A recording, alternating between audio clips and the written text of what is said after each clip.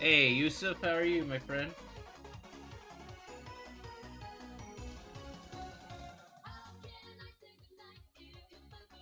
Let's put this down here.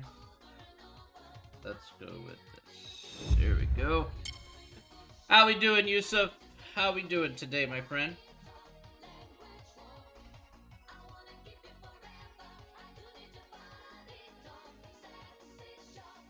Hope you're doing well, my friend. Little bit of a mixed weekend for hashtag, but you know what? You take what you can get, so that ain't so bad.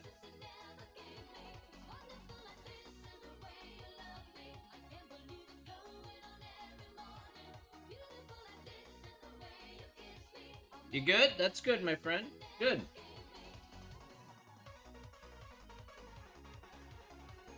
I'm looking forward to the ladies' next FA Cup game against AFC Wimbledon. That'll be a very good match. I mean, I know they won 17 to nothing. But again, that was against a team that's 3 tiers lower. So now they got to play a team that's in our league. So that'll be pretty interesting to see. Since they haven't even played them this season, then it'll be a good test to see.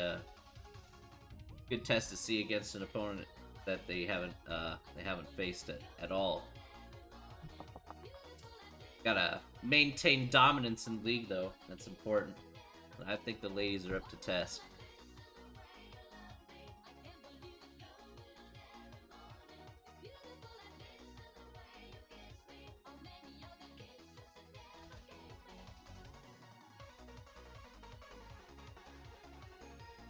How was your weekend, Yusuf?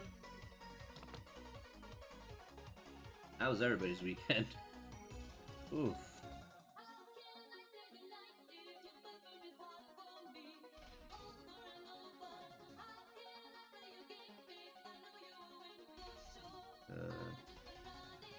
Guess that didn't help.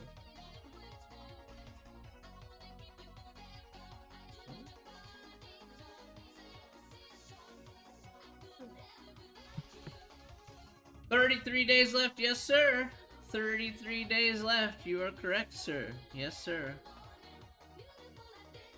You can believe it. 33 days left. Kind of crazy, man. You having been good? Good, man. Easy time, easy life, my friend. That's how it is. Should not be too much of a problem. Got a lot to do today, at least for this class. Let me be honest with you, Yusuf. Lots of statistics to do. I know that's the last thing you want to hear, but hey, you know what?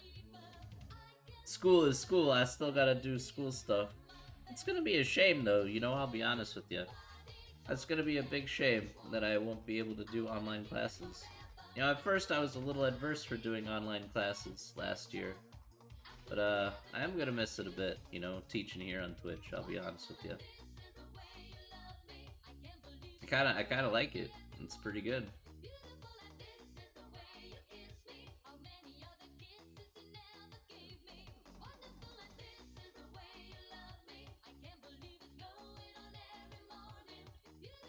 It's pretty fun, actually. I ain't gonna lie. We gotta wait a few minutes, though. We gotta wait for people to come in. Man.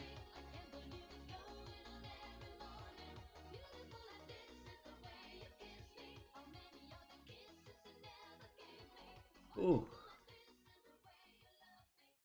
Already 11 o'clock. What have I done? Mercy.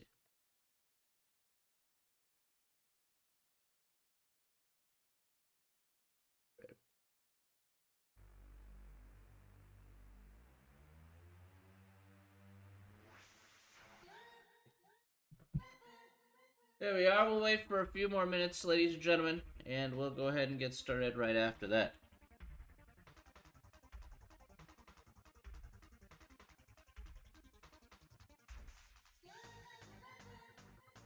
Hey, Hottie, how we doing, my friend? Yeah, it's been Yeah, it's been a while. Sorry about last time, my friend. Sorry. Apologies about last time. Been hella busy, yeah. It's been hella busy when I do these lectures sometimes. Sometimes I just have a lot to do, so. You've had so much work? What you been up to? Like homework or just work? It depends, you know? A lot of schoolwork. Revision? Ooh, that's no fun. Have mocks in February, I see. I see. So how many revisions do you have to do usually? Sounds like a lot of revision if you've had a lot of them that you didn't get correct, so. 8 subjects, yee! Yeesh! 8 subjects, oof. What subjects are you doing there, Hadi?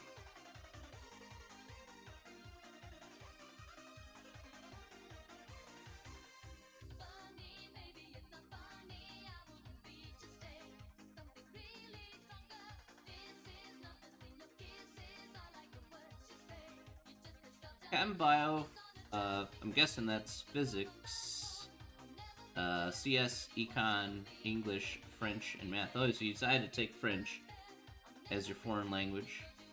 Math's pretty common. English too. English lit, okay. Alright, so Chem, Bio, CS, Econ, English, and Math aren't, yeah, Math and English are pretty compulsory across the board for for many countries. Chose French over Arabic? That's interesting. Why is that? That's interesting. You chose French over Arabic. That's really interesting. Why did you decide to do that? French is your better language? Fair enough. If you need to take the easier way to do that, it's fine. Know a lot more. Yeah, that's fair. That's fair.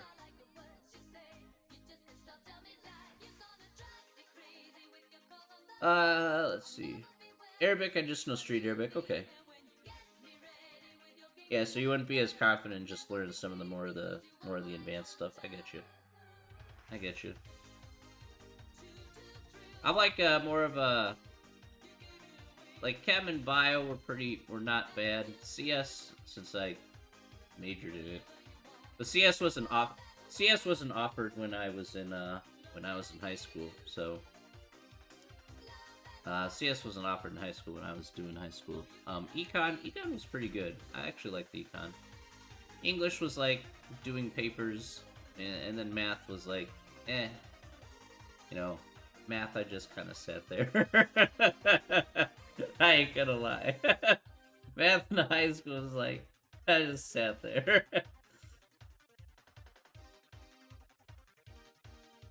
I have to choose my future career path in December. Do you? You have to choose a future career path. Well. Hey, Mini Real, how are you, my friend? Hopefully you're at work. I'm guessing you're at work. Is there anything that you're interested in there, Hadi?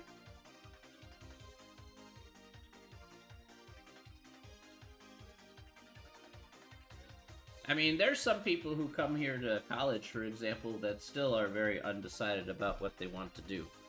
So, I mean, don't think that you have to be pressured into figuring out something you wanna do there. Yep. Psychiatry, but your parents aren't too keen on it. Why not? That seems weird. You should be able to do whatever you want to do. My college is in my school. Okay. Alright, so like an escalator school. Alright. That's fair. I don't know. Every school system is different. So, you could look that up on Google to see if that would be equivalent to a college, American college level. Year 13 is college, yes, that is correct. That is correct, yes. It's just that, sometimes the conversions between different countries and what schooling is in one country and what schooling is in another country are two different things. So if it's year 13, then I'm just going to go with that. Then that would be college level. That'd be first year college. Yeah. Just got done with Earth, came in on the 29th. Oh, looks like you're backlogged there. Looks like you're backlogged there, Minnie. You're like 3 weeks behind.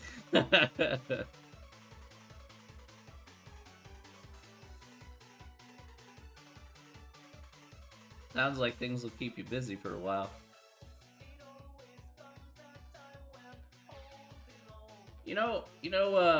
Hadi, you should do whatever you feel that you would like to do in the future. It's your life.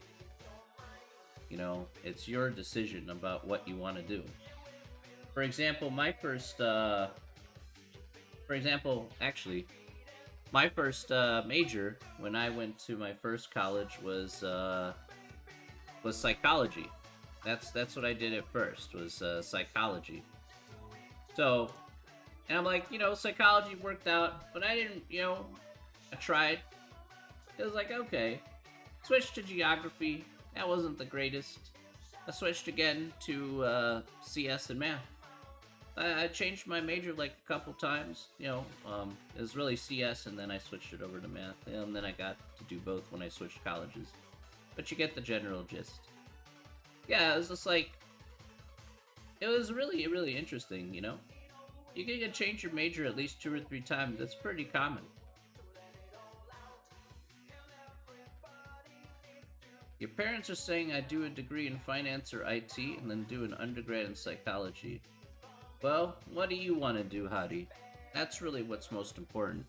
The job that you do in the future is what you want to do, Chib's advisor was stressed.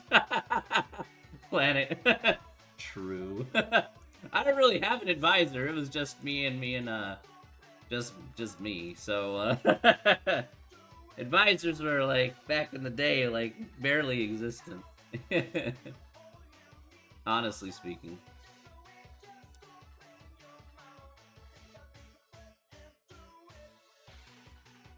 I personally want to do psychology and not psychiatry. Alright? Psychiatry is like giving meds, so I mean, you do have to be a doctor. You want to be a psychiatrist. Psychology will involve doing social work or being a therapist.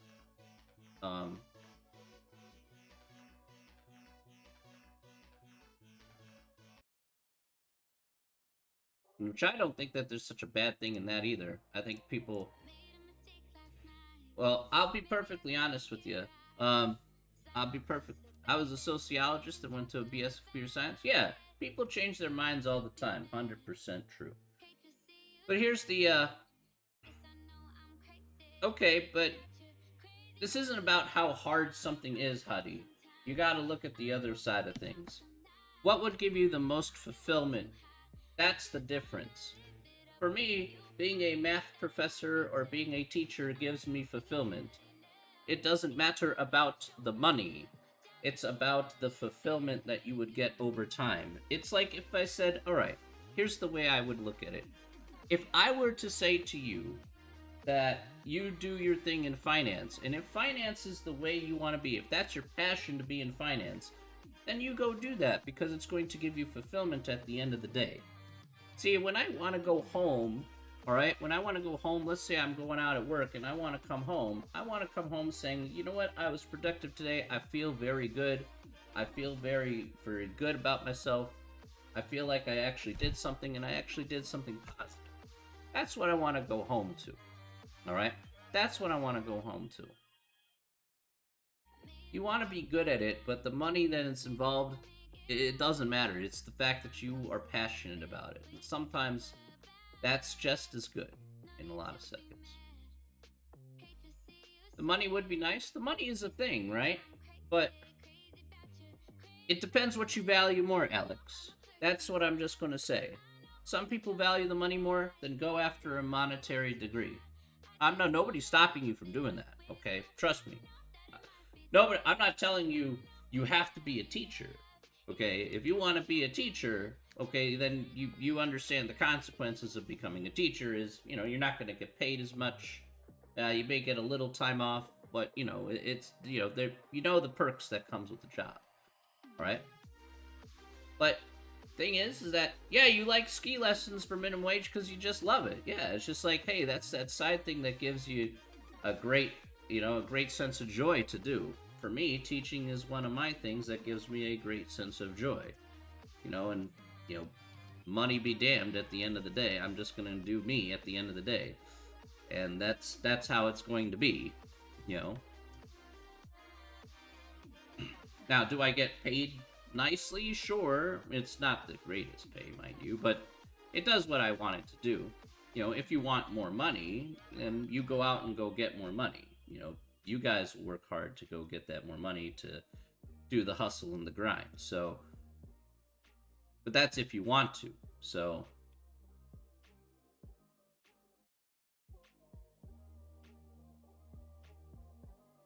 no problem, Hadi. I think it's fine. I mean, if you change your mind and you want to do something different, do something different later. That's fine.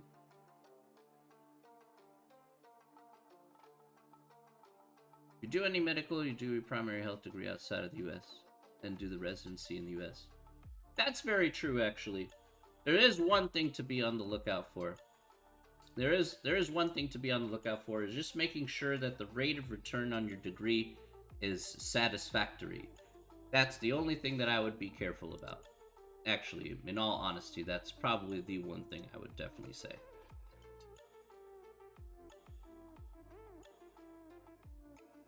You do have to be on the lookout for that.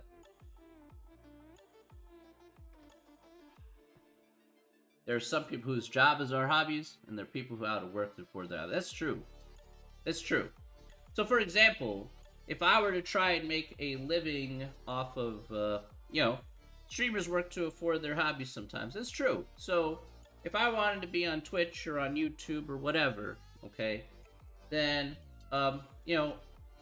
I could try and make that my job. Now, would I want to? No, I mean, I don't know if I would want to, because I happen to like doing what I do kind of at my work, but, some people can make it as being a streamer and do that as their full-time job, and more power to them, because that's something that they enjoy and they put a lot of love, energy, and effort into, 100%. So,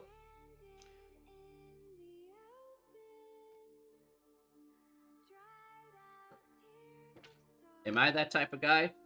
I don't know. Maybe I'm just the type of guy who likes being more face-to-face. Maybe I'm just that type of guy. I would do this as maybe a side hustle if that were necessary, but, that's the thing.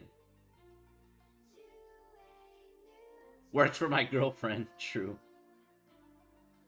By the way, is your name actually Chibi Kombini? Yes. That is my, that's what Chibs, stands for.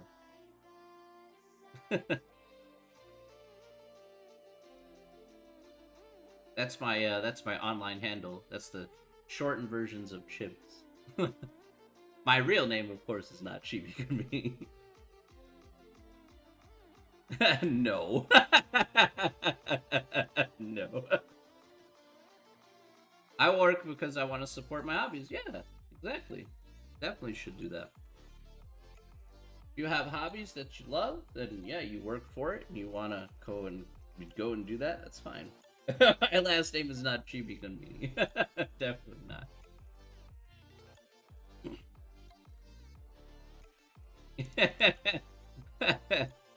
My name is really boring. It is. That's true. That's my online handle name. Hadi. That's my online handle name.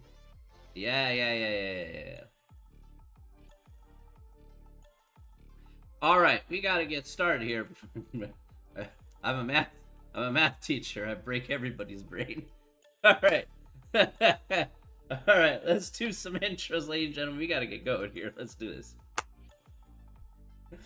Okay, let's get started today. Welcome back. Welcome back to Tuesday. Hope everyone has a weekend. Alright, so for today, ladies and gentlemen, today we are going to finish off the last couple sections here of chapter 11. Alright, we're going to be doing a couple more hypothesis testing stuff. Okay, that's what we're going to get you. I got you always, thank you very much. So today, let's go to the big board here today. Let's go ahead and see exactly what we're doing. See exactly what's going on.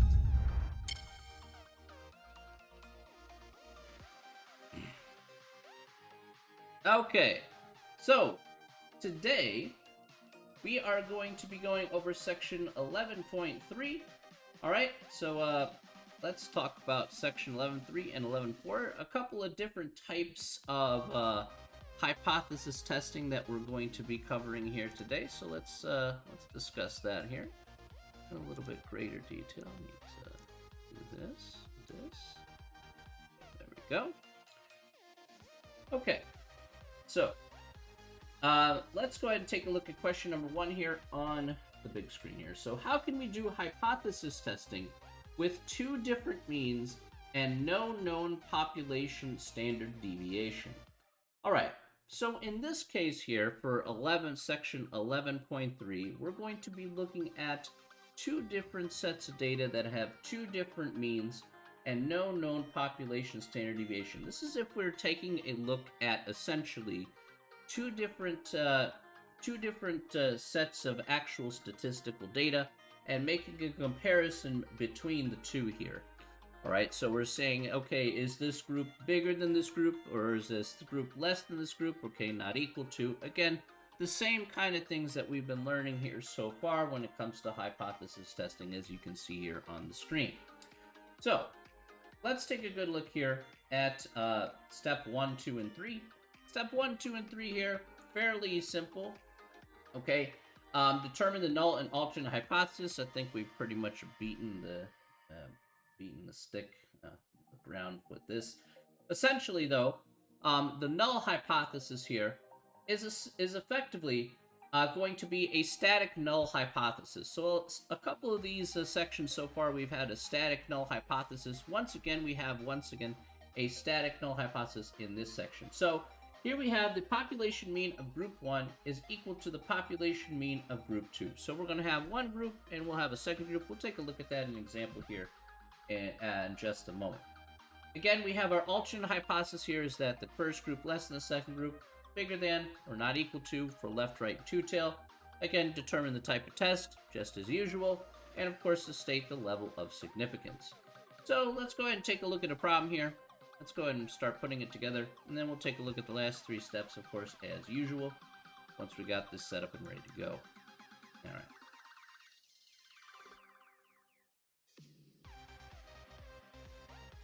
All right, it'd be helpful if I could do this right. All right, there we go. Okay. All right. Let's go ahead and take a look here at, and I think there was one problem. Maybe it was on this page. Was it on this page or was it on the other one? It was on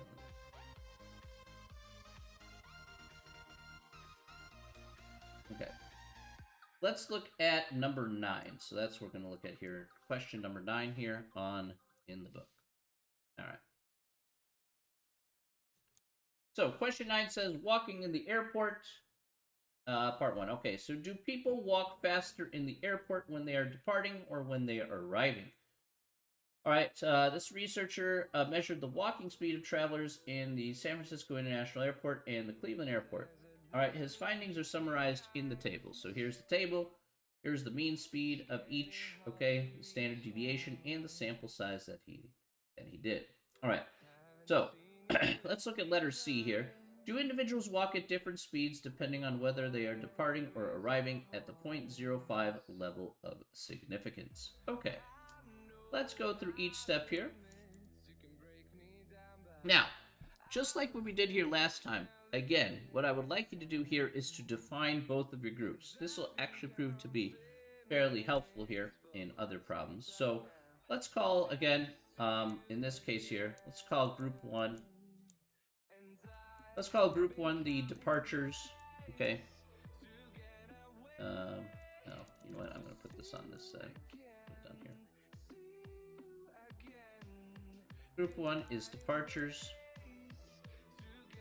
Alright, and group 2 will be arrivals. Okay. Okay. Alright. So group 1 departures, group 2 is going to be arrivals. So in this case here, let's talk about our null hypothesis. We're going to have the population mean of group 1. So population mean of group 1 is going to equal the population mean of group 2. So this will always be static here. You don't have to worry about it. It's exactly what you see. Okay. Now the real question is, of course, what is our alternate hypothesis? All right. So according to the question here, let me go down here. So again, showing this off. What is the alternate hypothesis here according to this question here? Is it less than, bigger than, or not equal to? What is that going to be?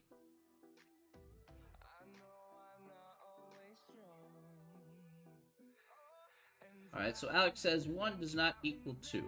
All right. All right, that's correct. All right, very good. So again, it says, do individuals walk at different speeds? They don't say if it's faster or slower. So again, we say the group 1 here is not equal to group 2. Okay, so the mean for group 1 not equal to group 2. Fair enough. All right, easy peasy lemon squeezy. All right. Now the type of test do we have? What type of test do we have?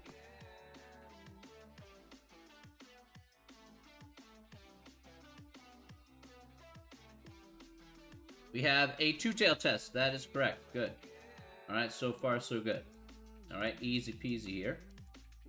Again, at least we know how to set this up. So again, and finally we have the level of significance, which we all know is going to be given to us here, which in this case is 0.05 according to our problem. Okay. Oh, I'll make this big.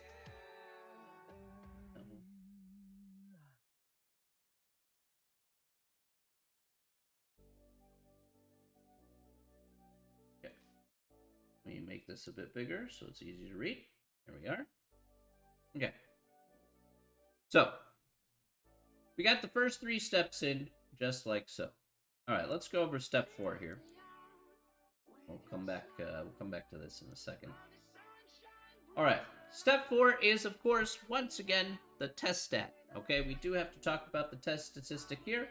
Let's go ahead and take a look at the formula here for the test stat. Here is the formula for the test stat. Yeah. Again, a lot of pieces of the puzzle that we are going to absolutely need here.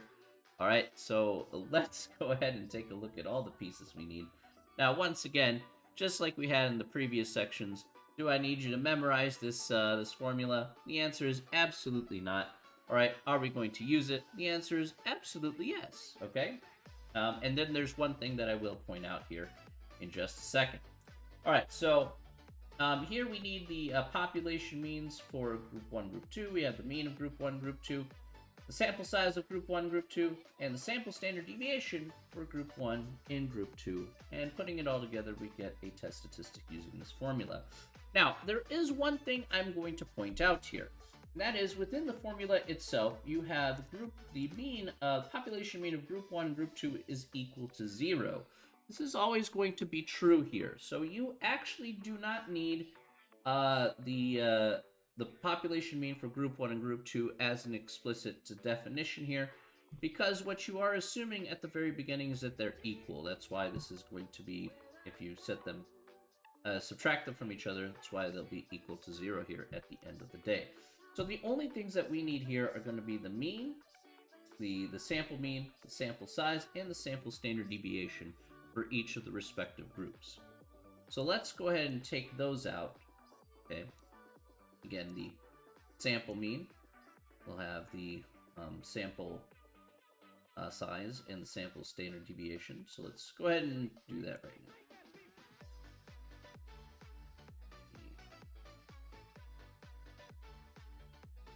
There we go.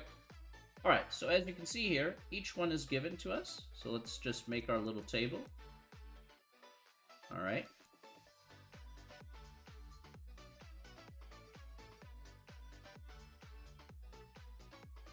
So let's go down the line here very carefully.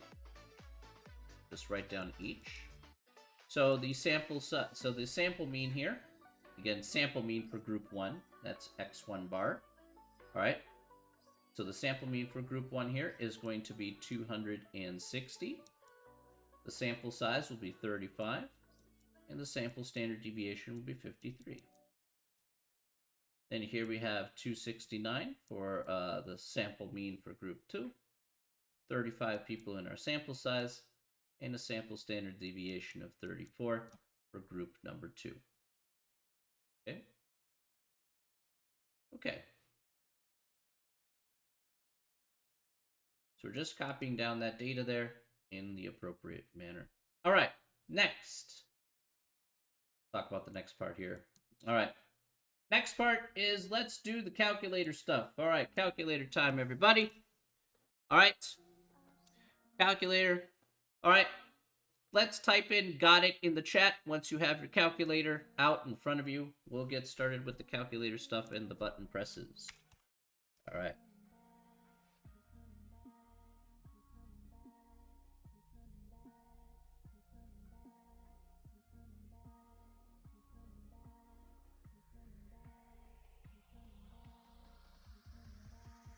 We have got it.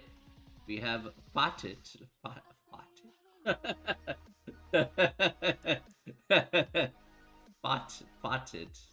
That was like key fob it.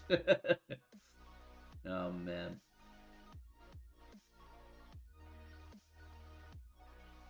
All right, Alyssa's got it. All right, if you have your calculator out in front of you, please type in "got it" in the chat.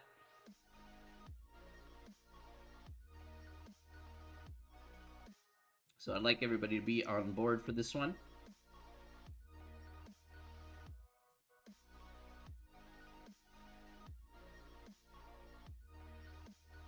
The planet and Sneaky. Okay, good.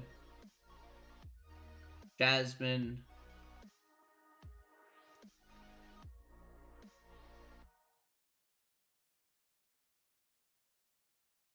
All right, Alexis got it. Good. Wait here for just a minute. Jasmine's got it. Okay. Planet. I hope you're still there. Hopefully you have your calculator out in front of you.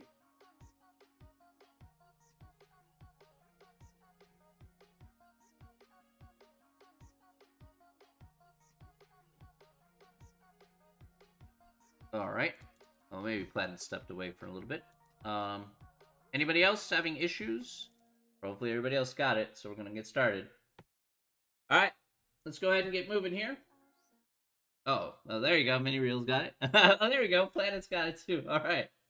All right. You guys made me wait. Like, what's going on? All right. Mini Reels like, I'm doing work and I have a calculator at the same time. All right.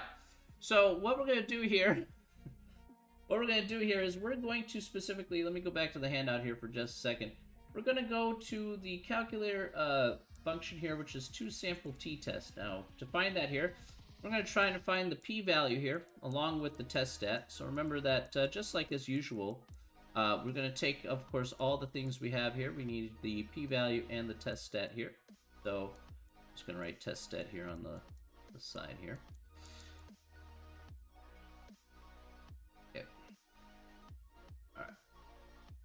So going to our thing, we're going to go ahead and hit the stat key here. Go over to test. And we're going to go down to number 4, which says toSample t-test. So number 4, I'll put this in the chat. All right, so number 4, toSample t-test. And we'll go ahead and hit enter on that. All right. Now that we have that in play, all right, now that we have that in play for the toSample t-test, what we want to do next is we want to go ahead and go over to stats, okay? So notice we have data and stats. Data is if we're given a data set. We kind of discussed this in a previous section. And stats is if we're given the exact stats like we have here in our particular example in this particular problem. Let's go there. Okay, now it's going to be up to us to enter in all the data that we have here from before. Let's enter in all the data. So we first have the sample mean, so for group 1, which is 260. The sample standard deviation from group 1, which was 53. And N1 here, which is 35. We have the sample mean for the second group, which is 269. The sample standard deviation for group 2, which is 34. And we also have the sample size for group 2, which is 35. Finally, we have to, of course, put down the type of test like we normally do. Again, we declared that to be a two-tail test, so we're going to highlight that first one you see there and hit enter on that. We'll skip the pooled part here, skip the color part here, don't care about any of those, and we'll go ahead and hit calculate. Okay, so let's type beans in the chat. Type beans in the chat if you got these exact numbers on your calculator.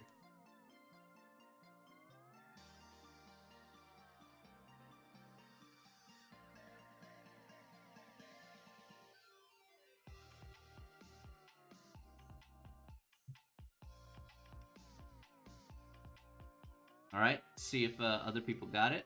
So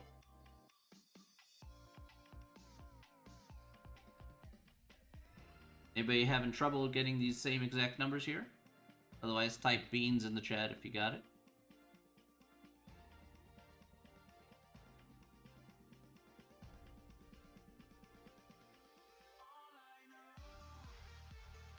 All right, Alexis got it. Good.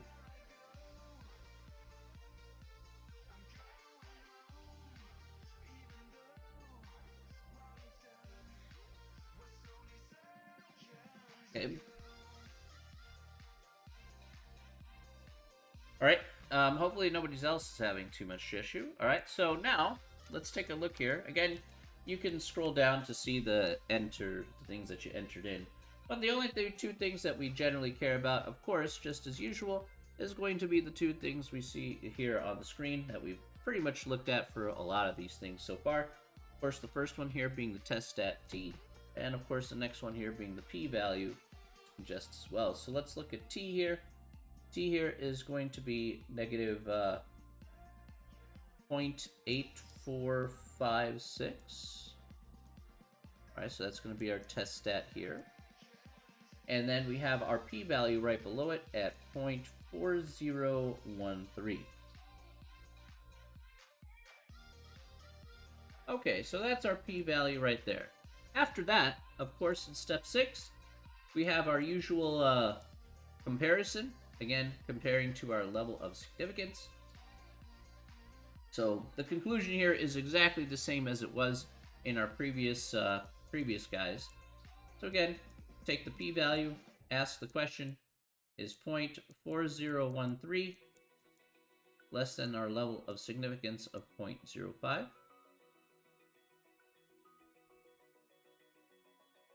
So is 0.4013 less than 0.05? Yes or no? Nope. Alright, definitely not. So what conclusion can we make here in this case? What's our conclusion then? Accept the null and reject the alternate. Good.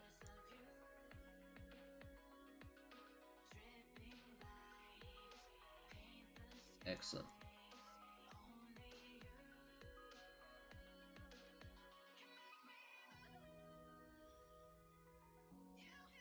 All right. Good. Any questions about that? Hopefully that was pretty easy.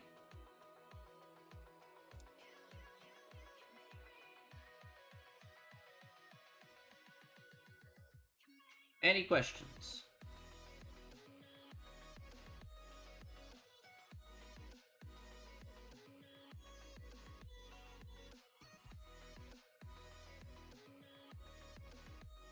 Nope. All right. No. All right.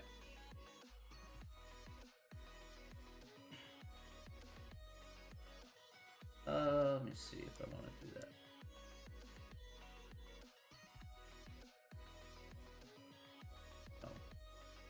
Oh Lord, no. Oh Lord. Okay. Alright, very good. Okay. Let's take a good look here at another one. Alright, we need to take a look at another one. Alright, so we need to do another example here for sure. So let's look at number 13. Alright, that's the next one here. And we'll do next question after that. Alright, number 13, ramp metering. Ramp metering is a traffic engineering idea that requires cars entering a freeway to stop for a certain period of time before joining the traffic flow.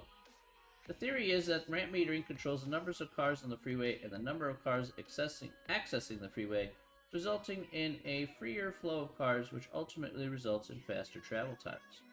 To test whether ramp metering is effective in reducing travel times, engineers in Minneapolis conducted an experiment in which the section of freeway had ramp meters installed for on-ramps. Response was the speed for the vehicles. That's the study of the speed. Ran a sample of 15 cars on the highway at one time, and a second random sample of 15 cars at another time with the meters off, resulted in the following speeds. All right, so if you've seen ramp meters before, there are those little two-tiered lights of red and green you may see on an on-ramp every once in a while. I know there's a couple of them in downtown Chicago, so they're kind of few and far between. All right, any case. All right, so let's take a look at 13 here.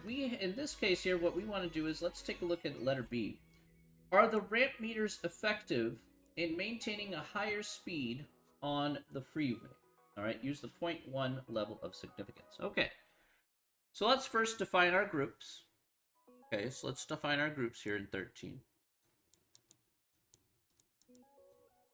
So we have group 1 here is with the ramp meters on.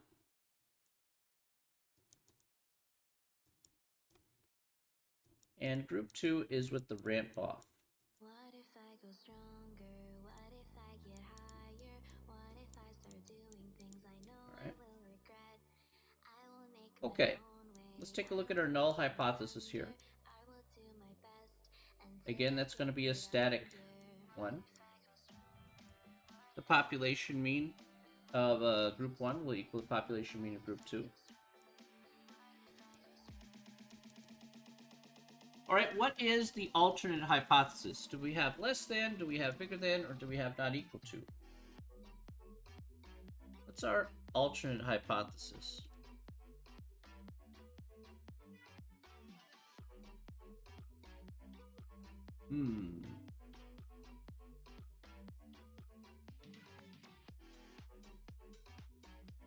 Is it less than? Well, I don't know. What do you think? What do you think, Vince? But take a look at that question in part B. Does it say, does that mention travel times? Remember that the data that we see here are the speeds on the ramp itself. So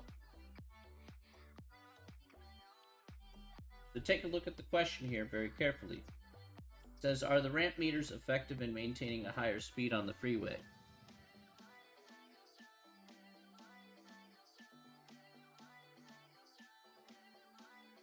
So it's faster travel time on the freeway. I mean, that part is true, but that's not equal to. I don't think it's not equal to either, Alyssa.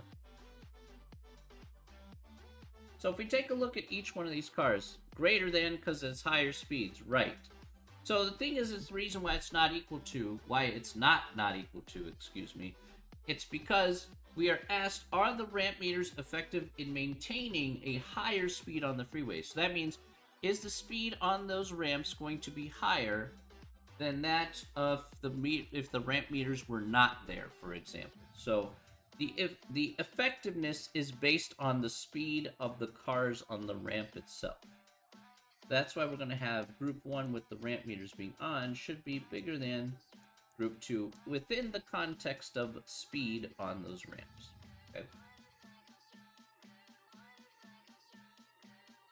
All right. Are there any questions about that?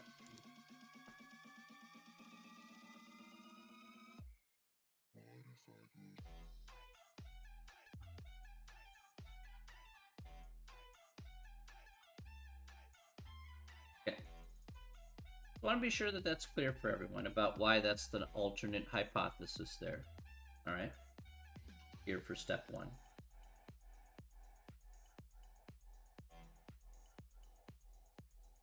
All right, let's look at step 2. What type of test do we have, guys? What type of test? What type of test do we have? Right tail test, right. Okay, good. We got a right tail test, easy peasy lemon squeezy. All right, you guys have hopefully gotten pretty comfortable with that idea. All right, so right tail test, simple enough. Okay, next. Let's look at the next one here. Let's do step 3. We just state the level of significance, which is 0.10. All right, no problem there. Easy enough. All right, now, in this instance here, we don't know any of the information like we had in the last example. Last example, we were given literally the information of the sample mean, the sample standard deviation, and the sample size. Now, we know what the sample size is. That part isn't too hard. I think people can pretty much figure that out. But we don't know what the sample mean or sample standard deviation of each one of the groups are. So again, we're going to plug that into the calculator and let us figure it out as I said. So we're going to put in here the test stat. Put in test stat here. I'm going to figure out what that is here. And we'll also figure out here the p-value here. So we're going to come back to this step here, of course. Let the calculator figure it out for us. All right.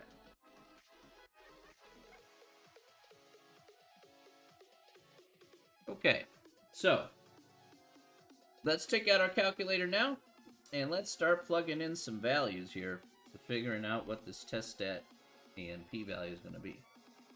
All right, so let's go ahead and hit the stat key here, and we'll go over to edit.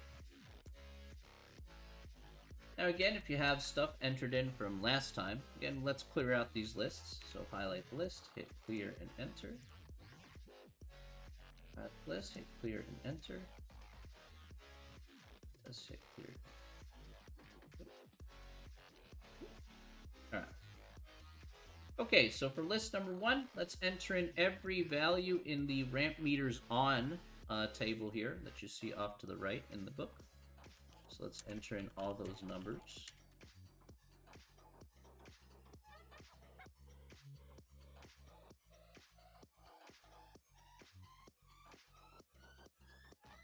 Okay.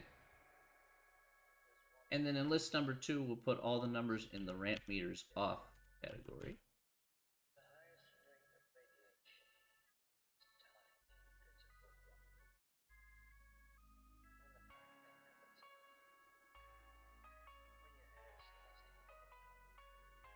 Okay.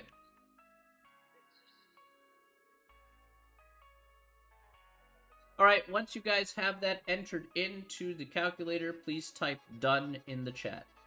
Type done in the chat once you have all the values entered into your calculator in both respective lists. Excuse me.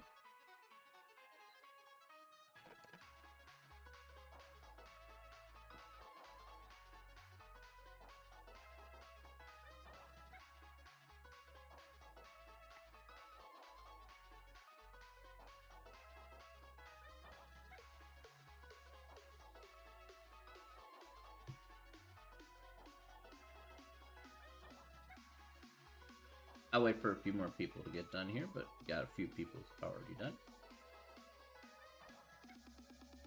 Entering numbers takes some time, so type done in the chat once you have your numbers entered into your calculator. Okay, no problem, Planet.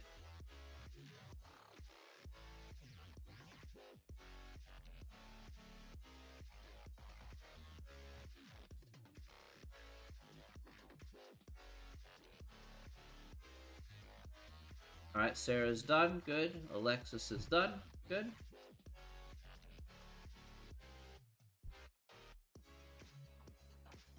Sneaky, how are we doing?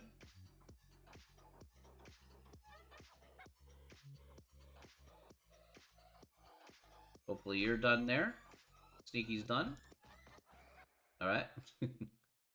That's fine. Victoria's done. Okay.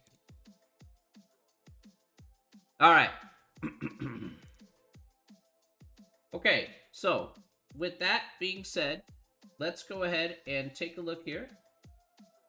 And let's go ahead and let's hit second in mode to quit. All right. Let's go back to our main screen here on your calculator. We'll hit the stat key here. We'll go over to tests. Let's go down to number 4. Again, 2 sample t-test. This time though, since we are given data sets, we are now going to go over to data and hit enter. All right. And so this is what it should be listed as. Again, default should be on your calculator, should be looking like this. But just in case, we'll go over this carefully. List number 1 should be exactly L1. All right, so if you don't see anything in there, hit second and 1 for L1. List number 2 should be L2 by default. Again, if you don't see anything, hit second and 2 for L2. Frequency 1, frequency 2, leave these alone. Please leave these alone. You will not touch these. These will always be 1. All right, and then finally, the type of test here. Again, it goes two-tail, left tail, and then right tail test. In our case, we had a right tail test. So let's go right tail test here and hit enter. And then go down to calculate. We'll skip the other stuff and go down to calculate. And let's take a look at what we have. Alrighty. So, okay. This is what we have here. Good. All right. Type in, let's see. Type in rice in the chat.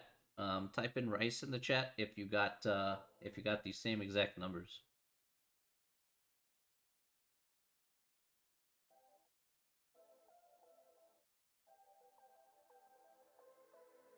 Rice pudding. Oh. A man after my own heart.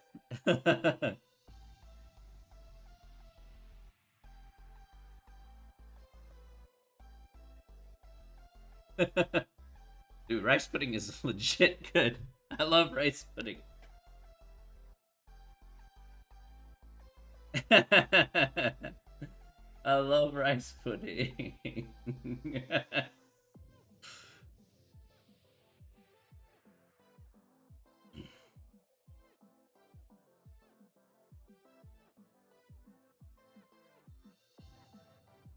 All right, let's take a good look here at the 2 values we need. Of course, are specifically looking at the 2 values we need. The first value that we see here is going to be the test stat here, which is going to be 1.7133. And then we have the p-value here of 0.0489.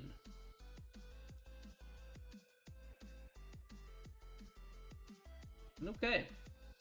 Cool. Do our regular old rigmarole. Let's figure it out here. Do our comparison. P-value and our level of significance.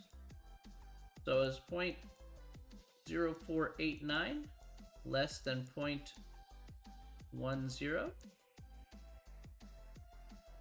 So yes or no is 0.0489 less than 0.10?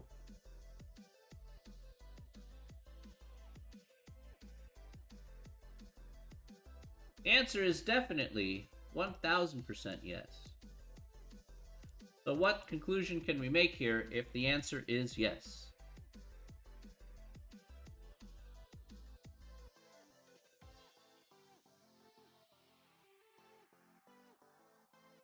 What's our conclusion here in this case?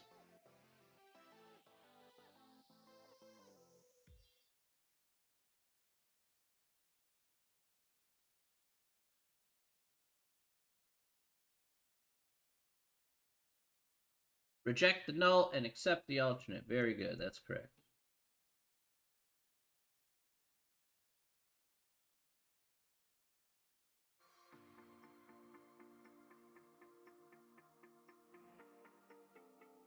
Good. Okay. And that will be that problem right there. All right. Questions so far? That's pretty simple, hopefully. Again, just a different look for the same problem with the data set instead of stats.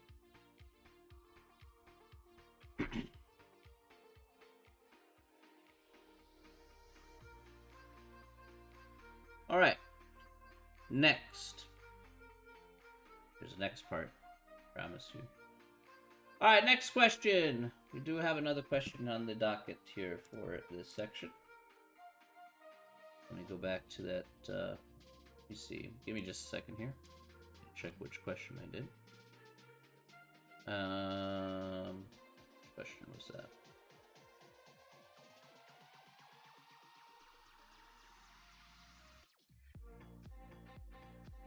I have totally forgotten. No. Nope. No.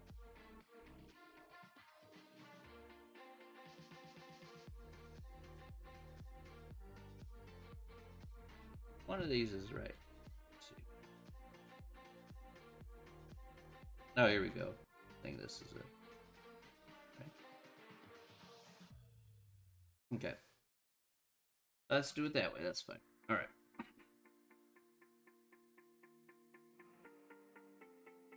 Took me a while to find this question, but all right. So let's take a good look here at the next question. The next question here will have to do with confidence intervals. So we've talked about in a couple of these section confidence intervals. Once again, we're going to do confidence intervals here, and we'll see if we can replicate this answer. Number 2, how could we do confidence intervals with 2 different means and no known population standard deviation? Okay, so we're going to do an example. Again, we're going to do 2 sample t-int to determine the confidence interval with the given information. So in order for us to do that here, we're going to go to number 20 in the textbook. Okay, so problem number 20. Okay, so let's go ahead and read problem 20 here.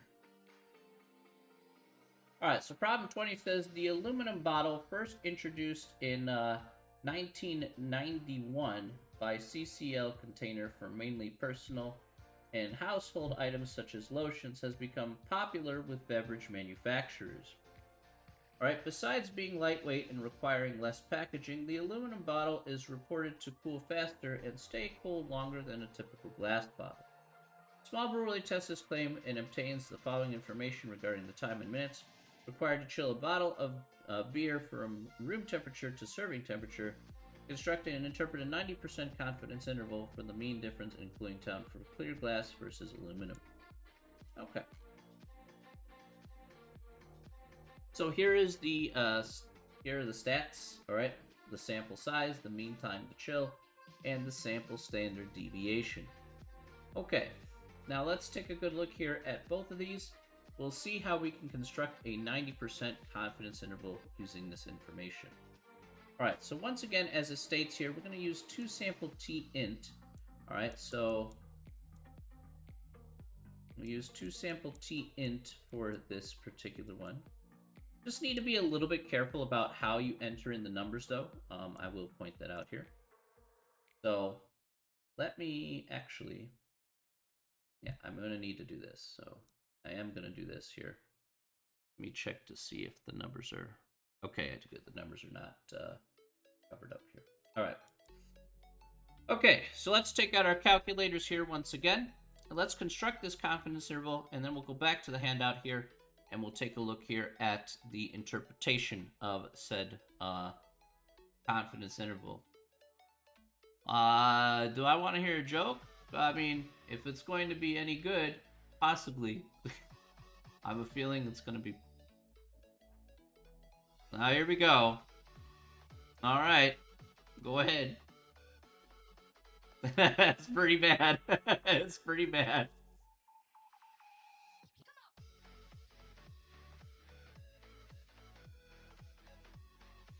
You want to hear a worse joke?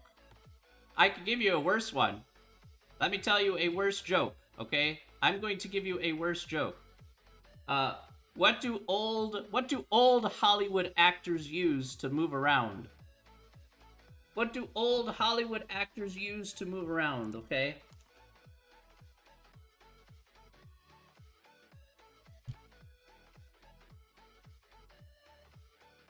A Paul Walker. Congratulations. All right.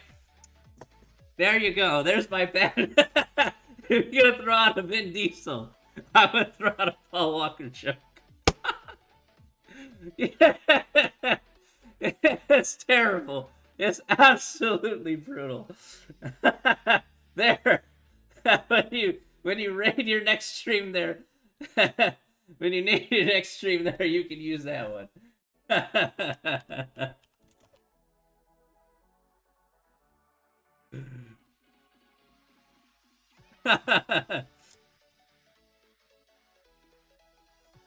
Oh man. Hey Professor, when are we having test number 3? Test number 3 will be soon.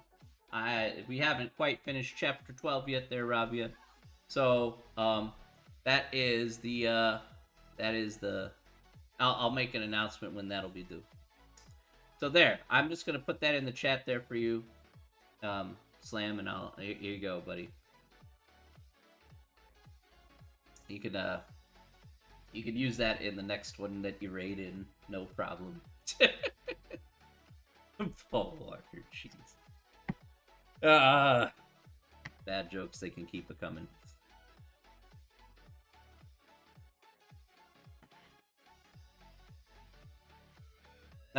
Wait, is this a legit class? The answer is yes. Like how surprised you got. Yeah.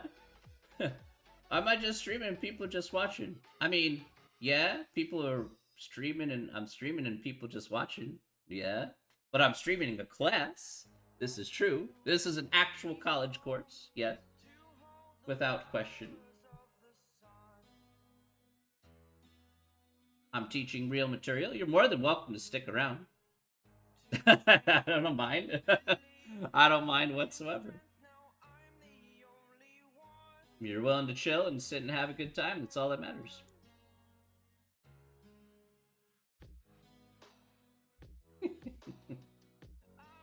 Oh, man.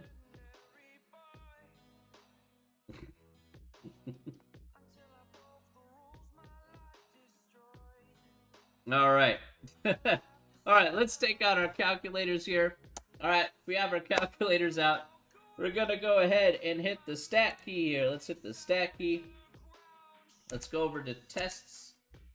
All right, and we're going to scroll down for a little bit. And we're going to go down to... where is it here? Hang on. I might have passed it up here. There it is. I did pass it up. All right.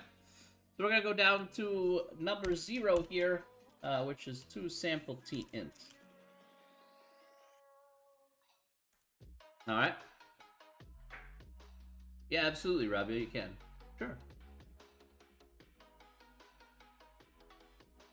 All right, so let's go to toSampleTint here. Let's go ahead and hit enter. All right, now in this case here, we are given stats. So we're going to go over to stats here.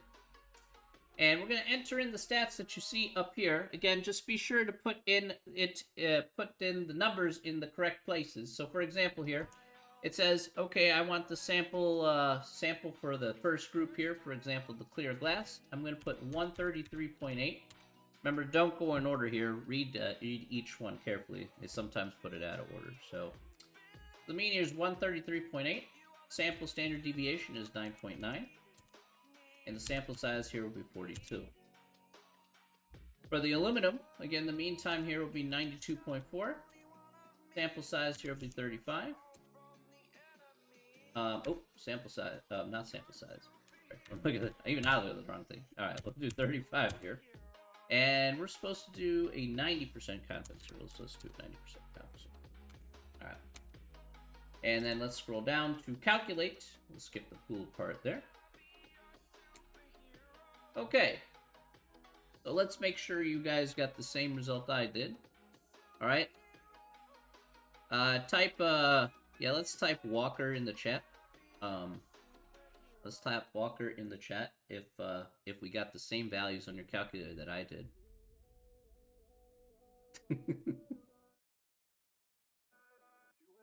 Good, Alyssa got it.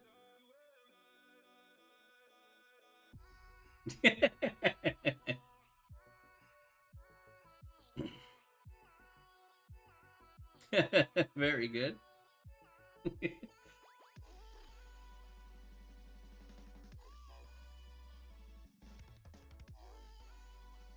Oh, you got the same numbers I did. Oh my goodness.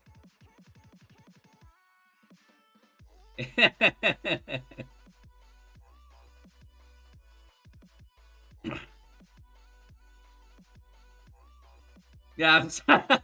The joke kind of was there for the taking.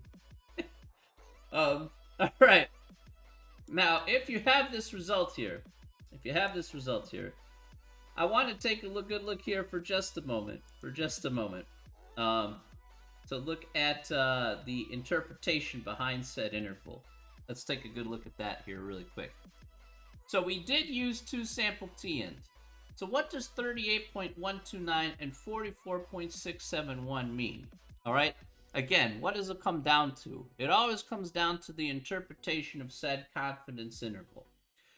So our confidence level here was a 90% confidence level. So we could say that we are 90% confident that the mean difference between, now this is important here, the mean difference between, all right, that's going to be our standard go-to thing here when we talk about interpretation for our template. The mean difference between context, which is the glass and the aluminum cooling times, is between 38.129 and 44.671 minutes. All right? So that is the mean difference here between glass and aluminum. All right? Okay. Now, there is another question that they'll ask you here in these homework problems, for example. They'll ask you if there's any significance in the confidence interval itself. And this is the way it kind of works here. So I put this note as a little aside here so you can answer the question here appropriately. Is if 0 is in the confidence interval, then there's no real significant difference between the groups. So if there was, again, if there was like some, say, -5 to +7, well, then 0 is somewhere in between, so there's no real significant difference between, say, the cooling times in that case. But in this case, it's between 38 and 44 minutes. That's a real significant difference. So, of course, yes, there is an actual significance between both of those particular things, in this case, glass and aluminum, in this particular context. So, if 0's in your confidence interval, it doesn't really mean much. It means it still stays within our margin of error, but if 0 is not in our confidence interval, yeah, it actually has a significant meaning. All right.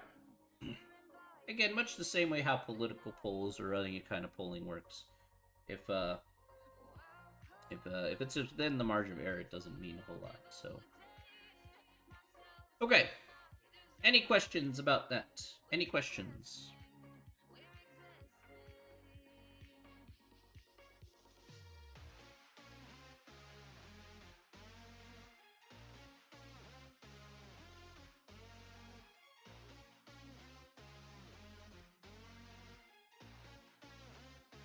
All right. Break or no break? Do you guys want to take a break or do you guys want to not take a break? It's up to you.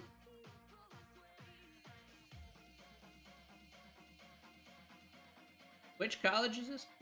Yeah, you can go ahead and ask something. Harvard.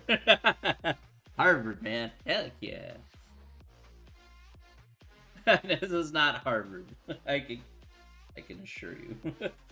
I wish it was. Well, actually, do I really want to wish it was Harvard? No, I don't.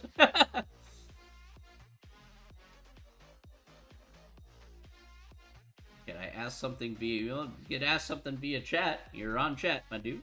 So,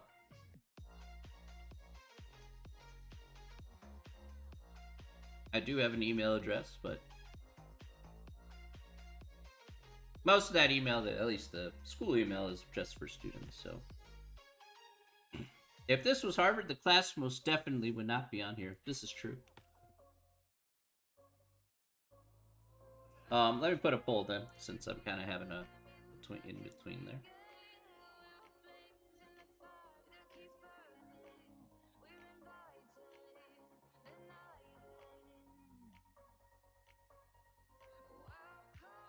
There we go. It's actually a paragraph. That's fine. Paragraph from the uni transfer test. All right. I'll see what kind of advice I can give you. I wonder what online stuff they would use from Harvard. I mean, I'm pretty sure that they would have more, maybe a few more materials, but I mean, if you were to look at it, if you were to think about it, right? Go ahead and if you guys want to vote for break or no break, it's up top there. Uh, so basically, if I were to probably put it, remember that the way we teach things, that's fine. You just type in what you can there. I don't mind if you're not from a non-English speaking country. That's not a big deal. I'll do my best to help answer your question.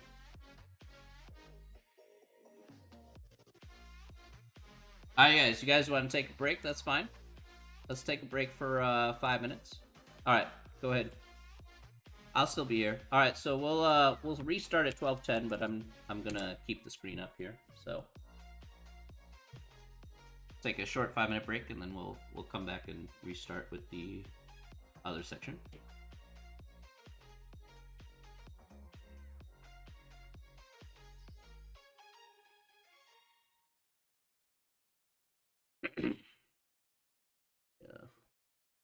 Yeah.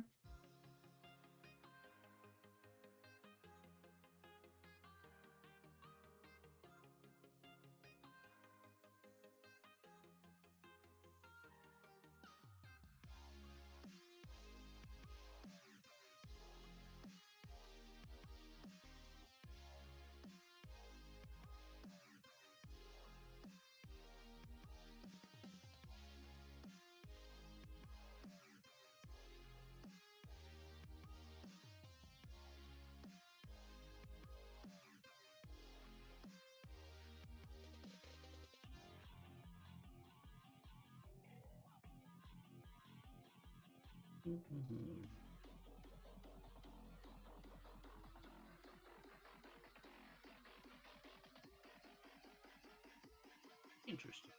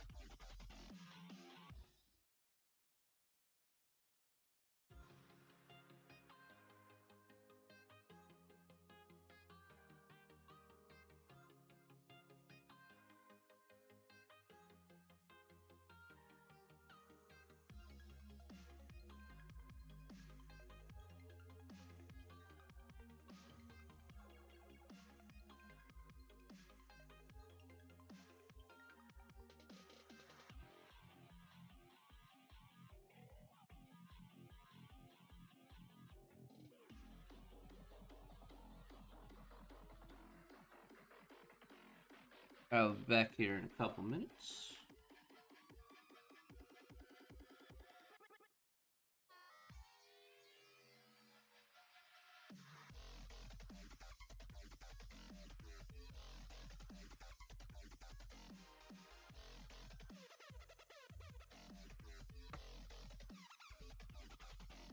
Oh,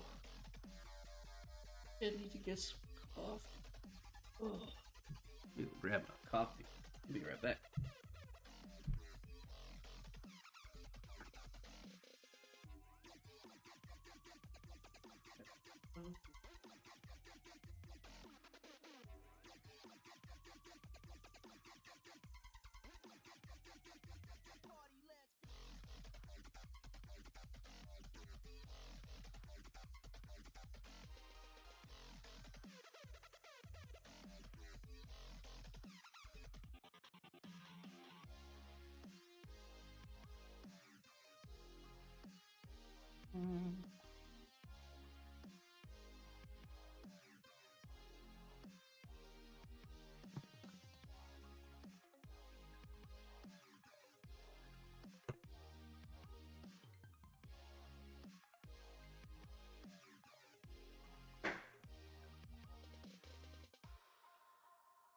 All right, and we are back. Okay, so it is 12:10. We're back. We're ready to go ahead and get moving here with the next stuff here. Let's go ahead and do that. Now move this stuff over. Move to the next section. All right.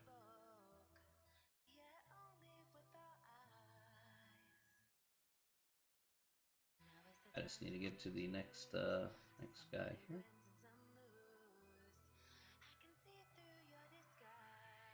Okay.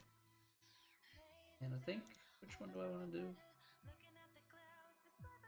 Yeah, okay, that's the two of them. All right. Let's take a good look here at a couple of these guys. All right, so let's look at section 11.4. That's what's going to be on the docket here for this next part. Let's do it. Okay, so we're going to be looking at another type of hypothesis testing here in this particular section. So let's take a look at it. It says, how can we do hypothesis testing with two population standard deviations? So how can we do hypothesis testing with two population standard deviations? So we're going to once again be given two sets of data here. Again, in this case though, we actually are given the population standard deviations in both particular cases. Okay, so let's go ahead and see exactly how that works out. All right, so let's look at the first three steps here. Again, we have two groups. We have group 1 and group 2. We want to determine the null and alternate hypothesis. Again, the null hypothesis, is going to be static. All right. So, again, we have the population standard deviation of group 1 is equivalent to the population standard deviation of group 2. That's going to be our static null hypothesis here. All right, that's going to be our static null hypothesis. All right. Again, what's our alternate hypothesis? It's going to be less than, bigger than, or not equal to. Okay. And step number 2, of course, determine the type of test. And step number 3, state the level of significance, which of course is given to us here. We'll look at the other three guys here once again, but let's just go ahead and put that here. Main theme question. The world is too liberty drunk these days. 2. Individual liberty always leads to social chaos. Individual liberty always leads to social chaos. That's an interesting thing. Policemen are necessary for unreasonable drivers. I mean, I have a lot of things to say about number 3. This is true.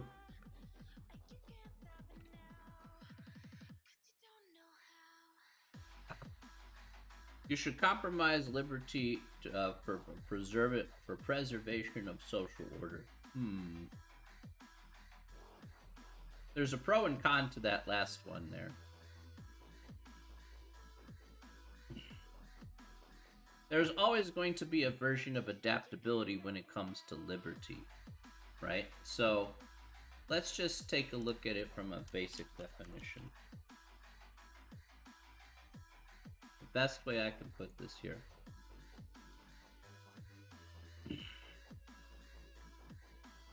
Let's take a look at it from a social definition here, for example. Liberty is the state of being free. So, formal definition. Liberty is the state of being free within society from oppressive restrictions imposed by authorities on one's life, behavior, or political views. Now, you have to have some order of society, so there has to be at least some agreement, a general agreement, right? A paragraph is up in the chats. Oh, okay.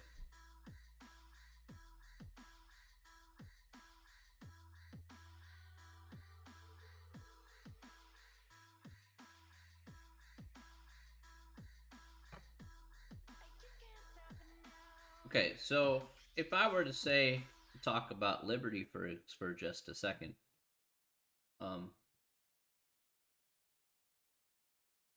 blank should be allotment, but I chose secure for security. Okay. I don't see your paragraph here, Slam. For some reason, I don't see your. I see your main question theme and stuff. Where's your paragraph here? Unless it was too long, you could break it up if you want to retype the paragraph. Give me just a second, though. All right, let me do this example here really quick. All right, let me get the example out. All right. That's fine. Are you willing to wait just a little bit of time?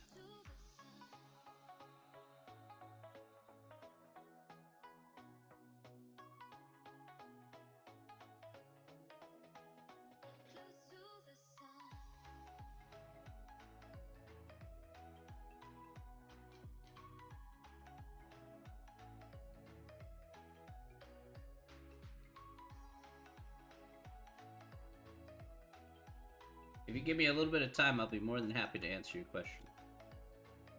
Okay, cool. All right. Just give me 25 minutes. All right. So, let's look at number 15 here. All right. Elapsed time to earn a bachelor's degree. Clifford Adelman, a researcher within the Department of Education, followed a cohort of students who graduated from high school in 1992, monitoring the progress of students who made it toward their bachelor's degree. One aspect of his research was to compare students who attended a community college to those who immediately attended and remained at a four-year institution. The sample standard deviation time to complete a bachelor's degree of 268 students who transferred to a four-year school after attending a community college was 1.162. The sample standard deviation time to complete a bachelor's degree of the 1,145 who immediately attended and remained at a four-year institution was 1.015.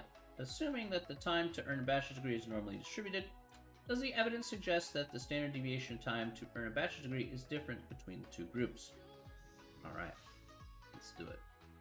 Alright, so for number 15 here, let's talk about each group here. Okay. Again, just define each group. Group number 1 here is going to be, once again, for those who basically attended a community college.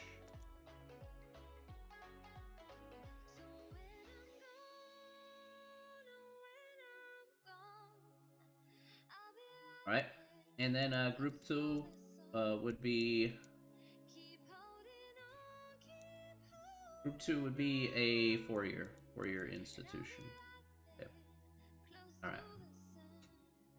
Now,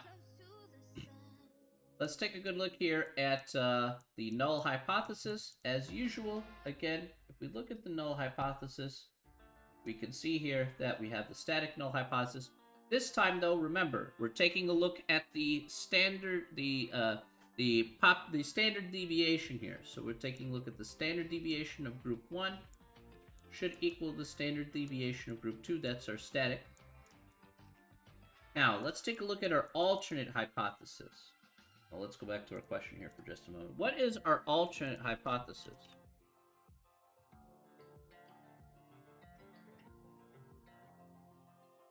So would we have less than, bigger than, or not equal to? Different, two-tail. Okay, very good. All right, so the answer is indeed different. So we have a two-tail, so this should be, again, the first one here should not be equal to the second one. All right, very nicely done, Vince. And yes, that's for step 1. And so for step 2 here, we'll state this to be a two-tail test. All right, so by far and away, as you can probably already tell, the difference here is very negligible. All right, good stuff so far. All right, get rid of this jump.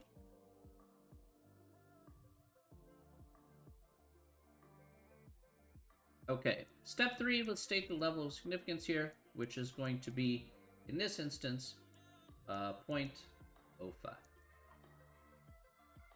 Alrighty.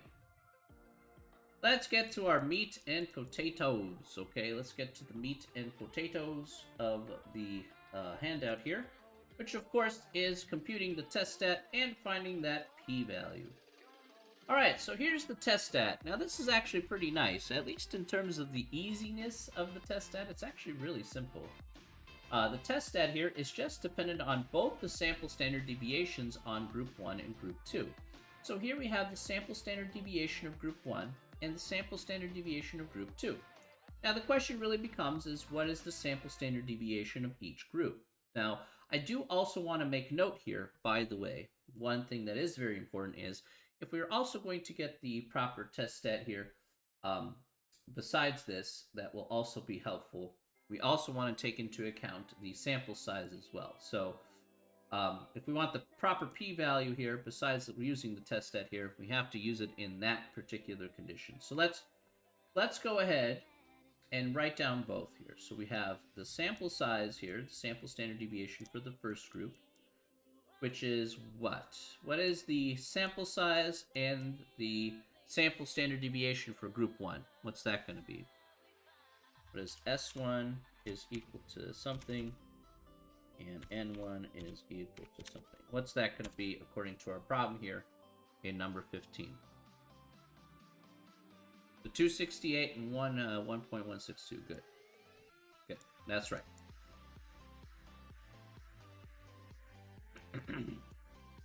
All right, and how about S2 and N2? So we have the 4-year. Okay, how about S2 and N2?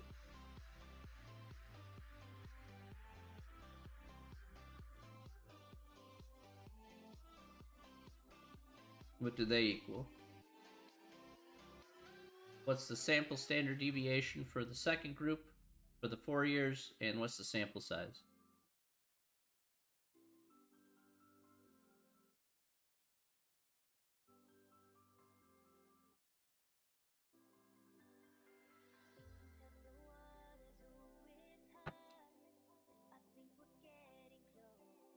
They got an answer for me here. Oh, here we go. Alex got an answer for me. Okay, and 11:45. Oh, I missed it. Sorry, Alex. My bad. 11:45 and 1.015. Good. My bad. All right, so we're going to need these pieces of information in order for us to find out what our test stat is at the end of the day. So let's go ahead and see what we get here for our test stat, along with, all right, along with, of course, our p-value here as well.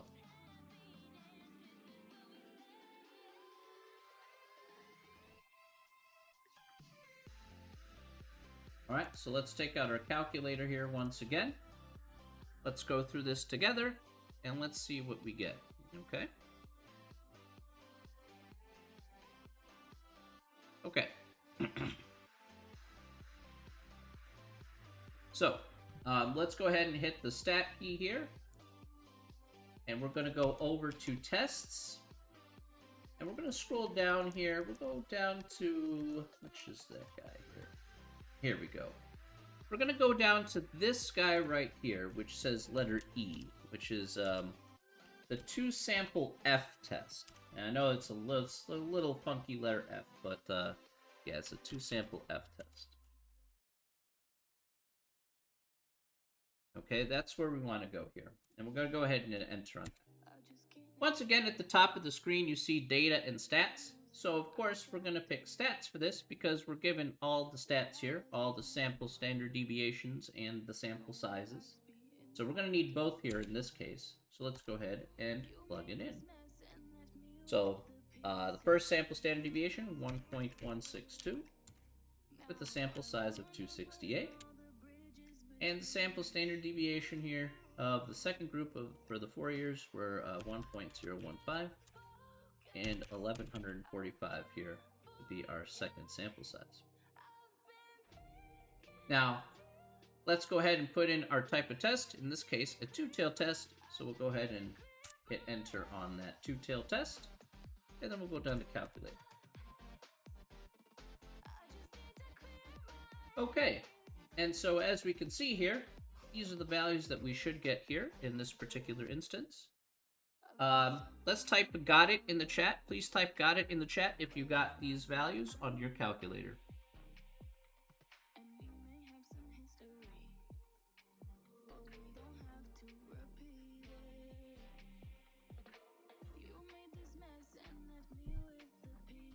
Make sure everybody's got that on the calculator. Got those button presses down. Get them results. Okay, got it, good. Bop it. Jeez. Ay, ay, ay.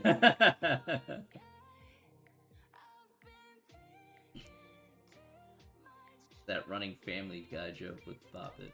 Alright, anyway. Alright, let's look at the test stat here, which is the very first one, which is 1.3106. So that's our test stat here. And we also have a p-value here right below it as 0.0036.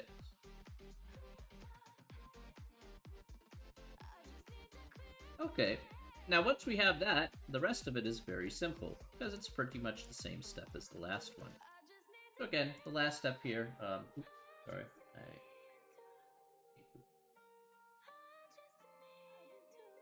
oops, alright. Yeah, so the last step here is pretty much the same last step as we're normally used to, comparing the p-value to our level of significance, excuse me. So again, to say is 0.0036 less than our level of significance here of 0.05. The answer is definitely yes. So, and Vince is correct, we want to reject the null and accept the alternate.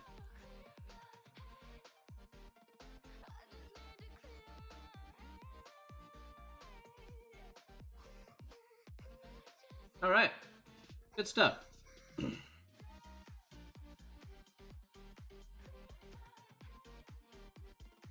All right, any questions about that one?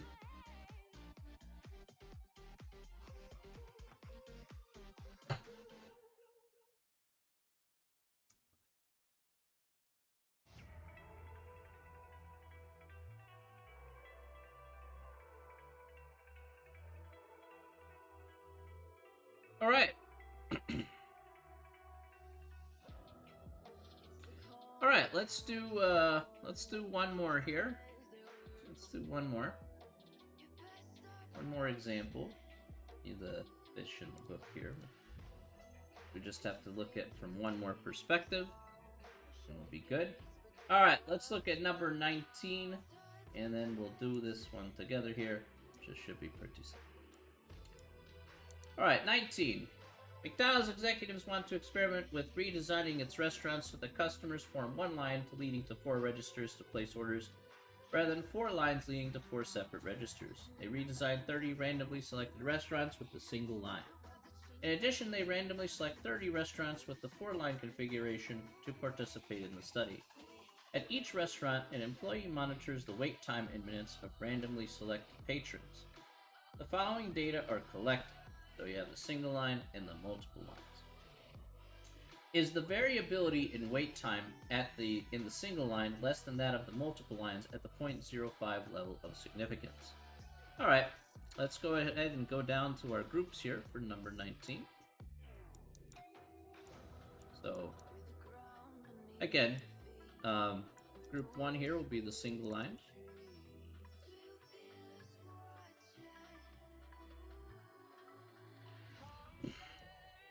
Group 2 will be the multiple lines. Now, I know I've mentioned this before, but again, this is the type of study that McDonald's would use in order to switch to a single line system as opposed to a multiple line system.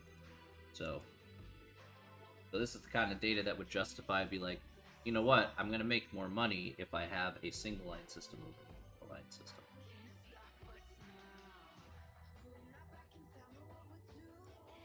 All right, step 1. Let's look at step 1 here.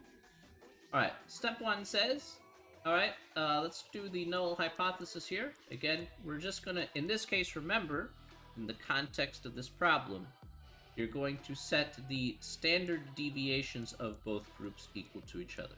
This is static. This does not change in this particular, for these particular problems. Alright. Now, what's our alternate hypothesis? Do we have less than, bigger than, or not equal to? What's our alternate hypothesis here. Alright, Alyssa, that's correct. And Vince, absolutely right. The answer is less than. Alright, is the wait time less than that of the multiple times? So, 100% right. Let's look at that. So, less than. So, we have here, what type of test? What type of test do we have here?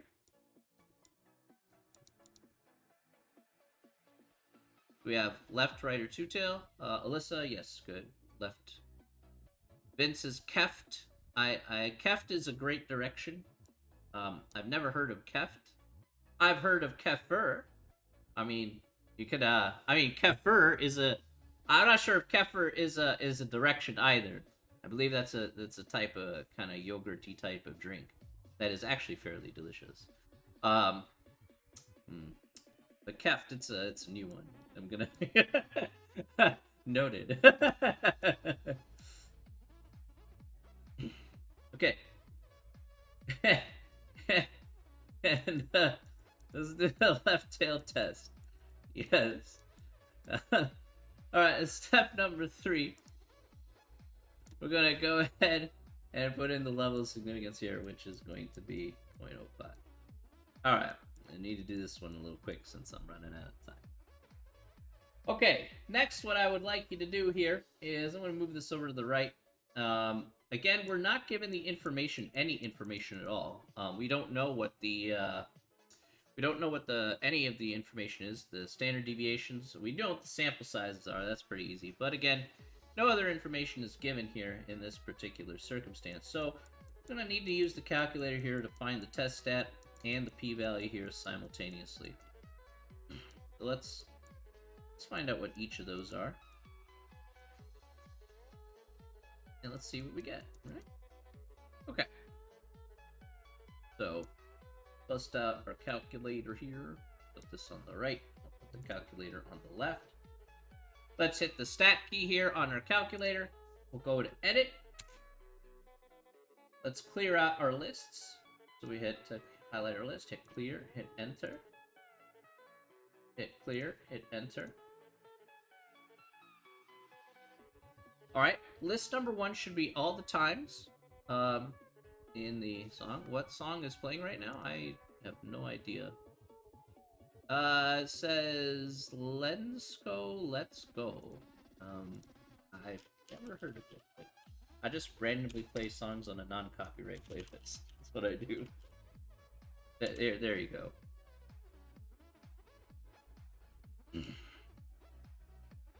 Alright. No problem.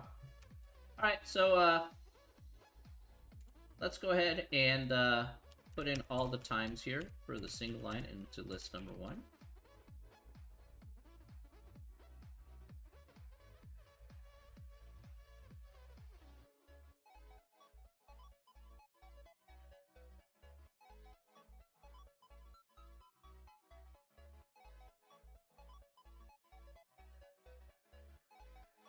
Okay.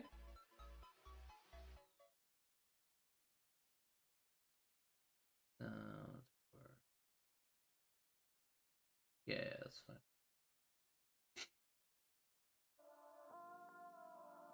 I put this here for number 2. This 2 will be the multiple lines.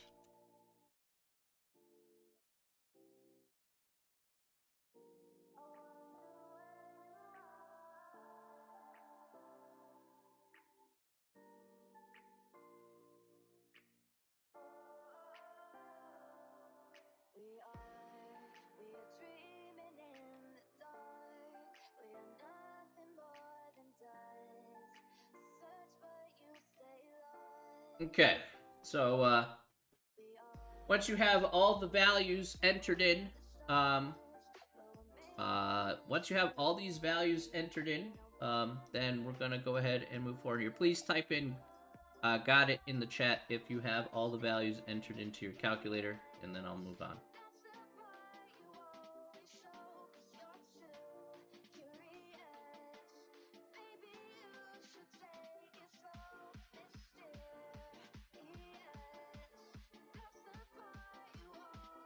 Okay.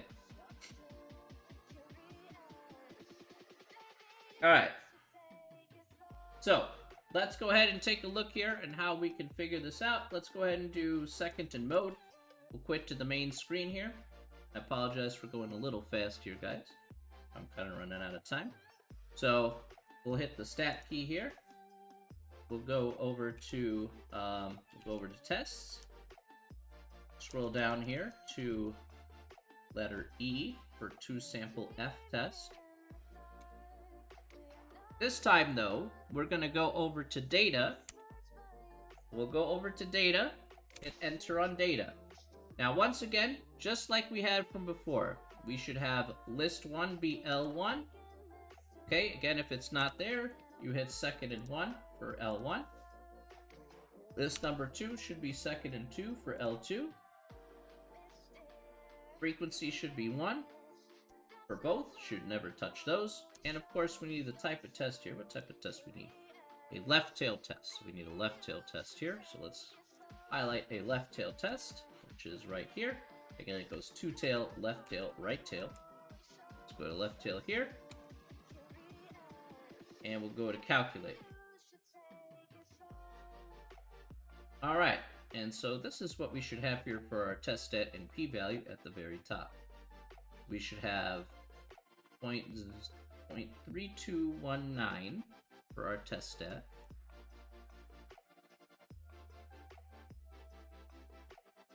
We should have our p-value here of 0.0087.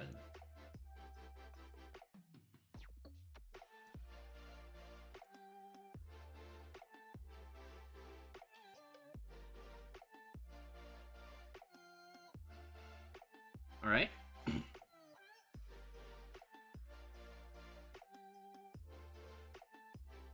So let's go ahead and take a look at our p-value here. Again, do our comparison. Is 0.0087 less than our level of significance of 0.05?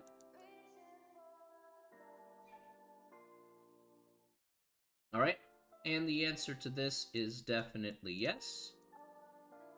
So then we can make our conclusion here of rejecting the null and accepting the alternate.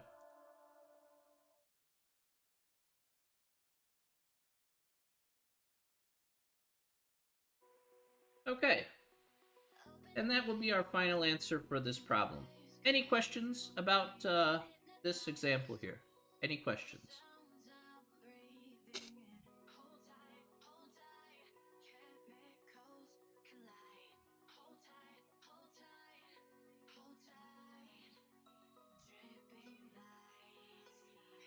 Okay. Very good. So, for Thursday, ladies and gentlemen, for Thursday, we are going to be going over Chapter 12. All right, so we're done with Chapter 11 now. Chapter 11 is now done. We're going to go over Chapter 12, which is the last chapter of the textbook, if you can believe that. So, we are very close to the end, ladies and gentlemen. We are very close to the end. All right. So, that will take care of it for today. I want to thank everybody for coming on here to the chat here today. I'm gonna stick around because I need to help a couple people here. So I'm gonna be sticking around here. Will we end early for this semester? Well, no, of course not. I still gotta teach. Still gotta teach until the very end, Vince. But I will tell you this. That's okay. You stick around, Slam. Yeah, I'm gonna help you after I'm done with this class. So, so basically the plan is here, Vince, is we're gonna finish up the material here, and then we're gonna be able to talk about review here for the final exam and whatnot. So I'm just gonna let you know about that. We have I want to give you plenty of time to ask me questions, and we'll talk about when things are due and things like that once we're done with Chapter 12.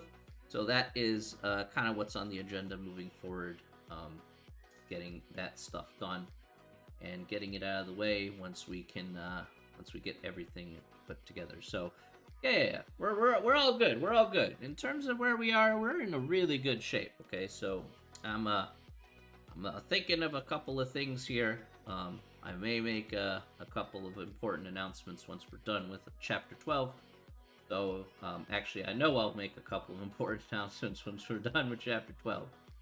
So, is there going to be a practice test for the final exam? The answer is no. There is not a practice test for the final, but to be fair, I need to explain why. The reason is because the final exam was just a compilation of all the other exams put together. So what I basically did was I took a bunch of questions from the first exam, the second exam, and the third exam, and I just put it all together in a final exam. So all the questions that you will find on the final exam will come from the actual 3 practice exams that you see there from the course of the semester. So if you try the practice exams, you'll know exactly what I'm getting at here. That's why the practice exams are so important. Not only do they help you for the actual test, but they actually help you for the final as well, because I just basically took a smattering of problems from each one. Is it the same amount as the other exams? I'd have to go back and take a look. Let me see how many I put for the final. I'm assuming you're referring to the final, right, Sneaky? I think it may be 50, maybe.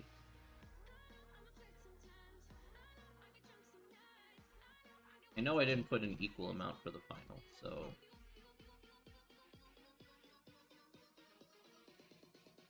No. Okay, about this.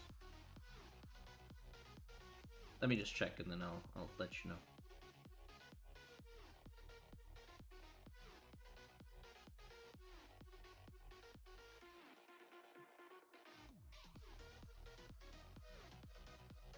The answer is 55.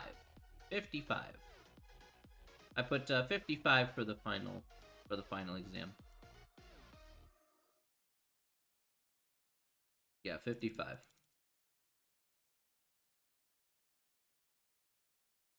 Could you go over question 4 in the homework?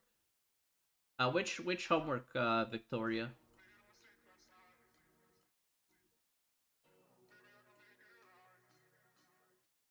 Which section are you referring to there? Time is 720. So for the final here, it's actually listed already on there. Final exam, you get 720 minutes and 5 attempts. I think I put 5 attempts.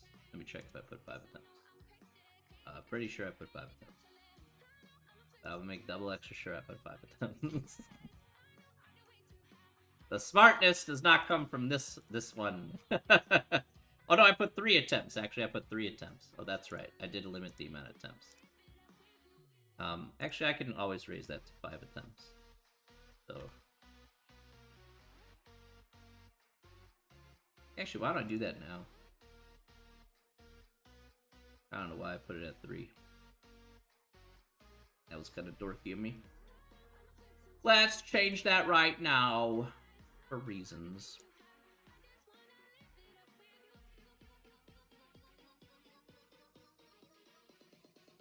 Okay.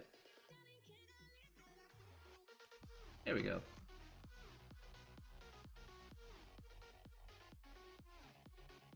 Sure. Okay. Okay, that'll work. Everybody wins. I just changed 5 attempts. 11.3? Okay. I think... Alright, so Victoria, I think I know what's going on there. So let me... So Victoria, this is like what I was talking about last time. If you get a p-value that's too large, okay, do L2 minus L1. Alright, so for L3, so let's say you're doing L3, you're doing L2 minus L1 if you're getting a too large of a p-value there. Then try again, okay?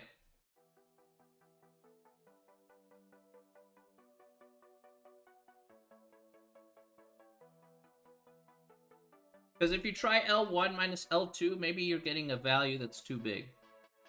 Maybe that's the issue that's going on there.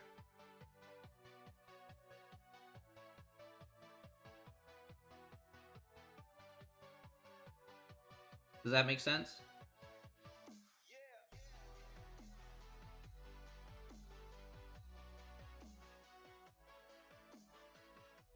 Let me go back for a second.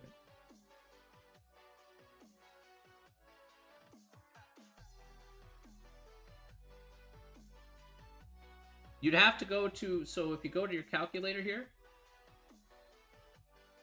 right? So let me show you. Did you watch the video there the other day, Victoria? I know you were in class, but if you rewatch the video again, I talked about this part here, so.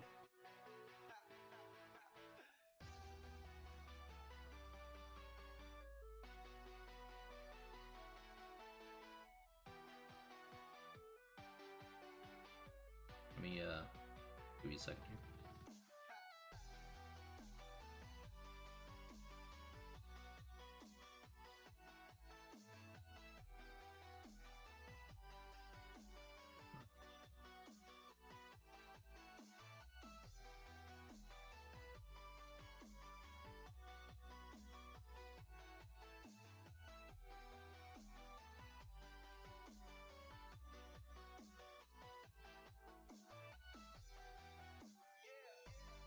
So you have your calculator here, right?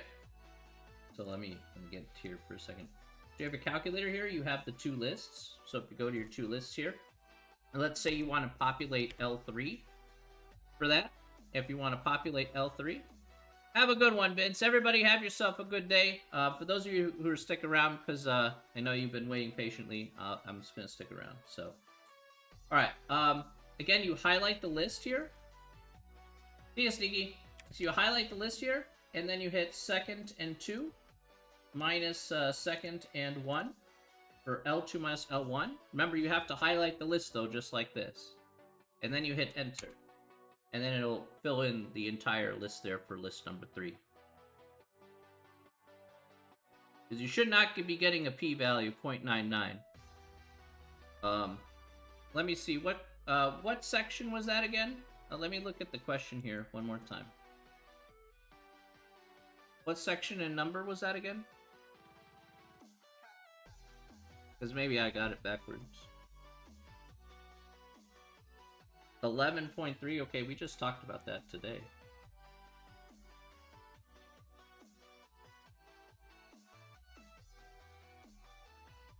Number 4. Okay, let me look at that.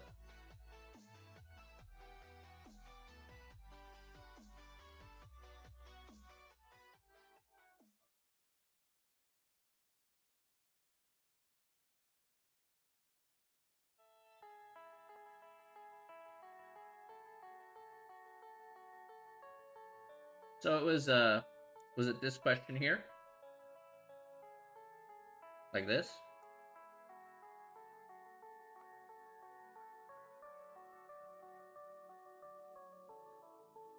Let me know, is this the question, Victoria? Or is it different? Yes? Okay. Alright, so what's this here? Determine have more bacteria. Carpeted rooms have more bacteria. Okay, so it's going to be letter D. Okay. Alright. Alright, now we have to determine the p-value here. Alright, so let's go through this together here. If I get a different, I should get a different p-value. Again, if we go to the carpeted value here. Alright, so carpet's going to be L1. So let me clear out my list here. So let's just, you know what? Let's just take a look here. Okay. Alright. So I want to determine whether or not carpeted rooms have more bacteria than uncarpeted rooms. So again, I should have L1 here, which should be, again, let me put in the numbers.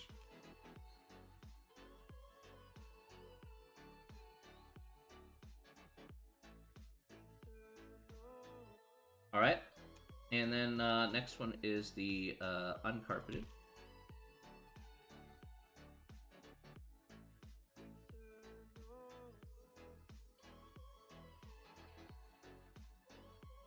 Okay, so that's our list 1 and list 2. Once I have that entered in, I hit second in mode to quit. Hit the stat key. Go over to tests. Again, like we talked about here today, we're going to two sample t-test. Oops, I passed it up. Number 4. We're gonna go underneath data here. Now, one thing that is important here, Victoria, make sure you have to put in the correct type of test. In this case, the correct type of test is going to be the right tail test. Okay, because U1 is bigger than U2. So again, you want to keep everything here the same, but again, maybe that's why you're getting 0.99 because you're picking the wrong type of test. You need to pick the right tail test here, at least in my case, the right tail test, and then go to calculate.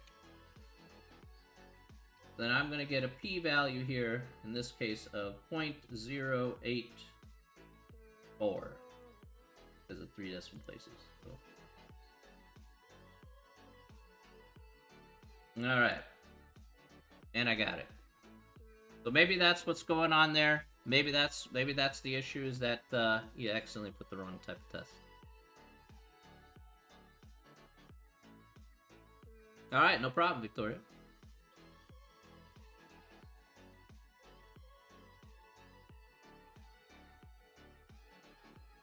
Any other questions you got for me?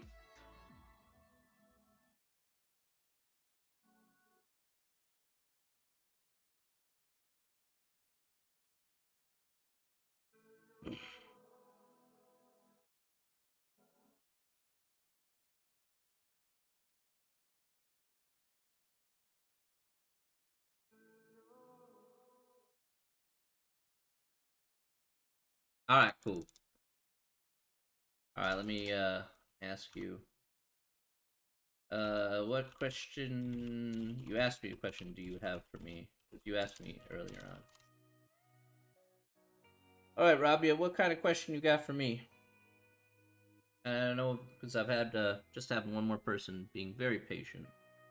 I'll need to answer their question about their English paper. So.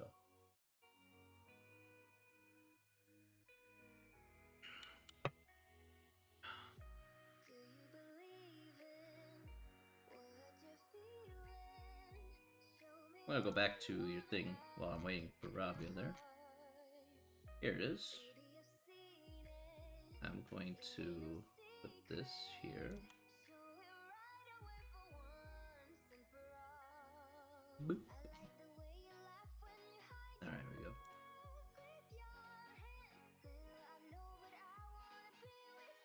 Yeah, I just need to ask if you use StatCrunch for the final. I mean, yeah, I show you how to use stuff in the calculator, but if you know how to use StatCrunch, then you can. The paragraph didn't show up, but I just kind of copy pasted what you put in the chat there.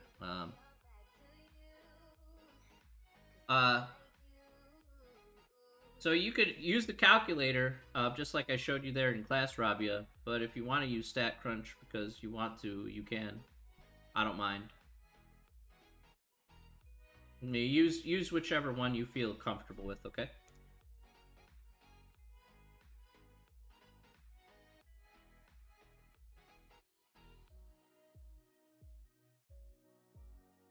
And what score I most probably need to get at least a B or maybe an A. Maybe an A in the final grade as of yet, what I scored.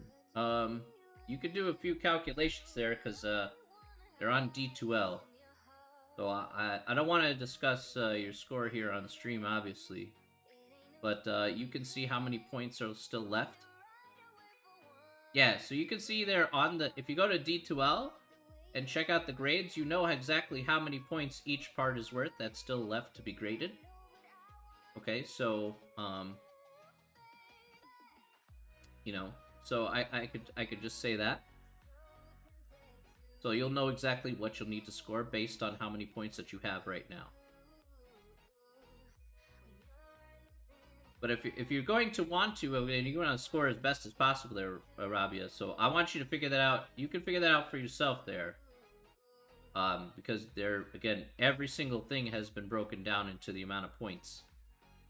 But I don't want to tell you, hey, this is what you need, or this is what you like. There will be possible announcements in regards to that as well, Rabia, in possibly improving that score. So, but we'll see. Okay, we'll see.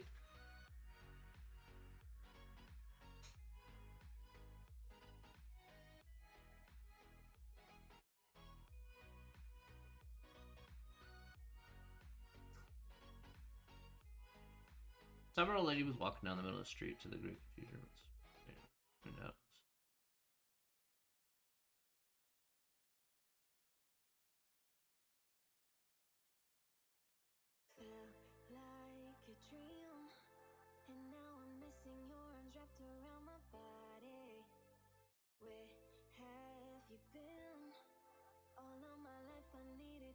Okay, okay. Yeah, it's on now. It's on now. Thank you, Rabia. Alright. Did that occur to the old lady if liver? Okay. Yeah, the order for the liberties. The liberties of everybody must be blank. When the policeman at a busy intersection steps on the road, is a symbol not of tyranny but of liberty. Maybe being in a hurry, feel that your liberty has been outraged, okay? Then for a reasonable person you reflect that. If he did not interfere with you, he would interfere with no one. Frenzy instruction you can have.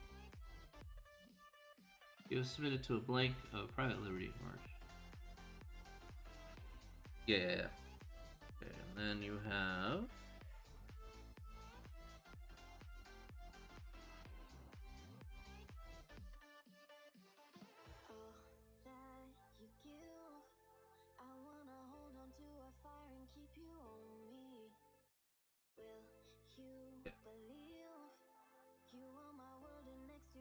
Alright. So I'm just putting down what she said earlier. Alright. I just copy paste what she said earlier. So the blank should be allotment. But I chose security. Okay, so you put for letter A, you put allotment. So, alright, so let me see if I can put this in the proper context here. There's a danger of the world of getting liberty drunk like these days. Okay, so it is just well to remind ourselves what the rules of the road mean. They mean that in order for liberties to be persevered, the liberties of everybody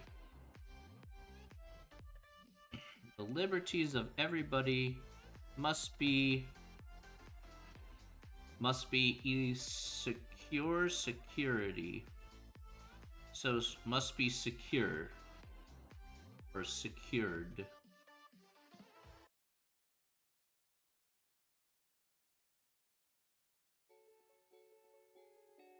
I would say it must be secure or secured. Security doesn't make much sense. So you could say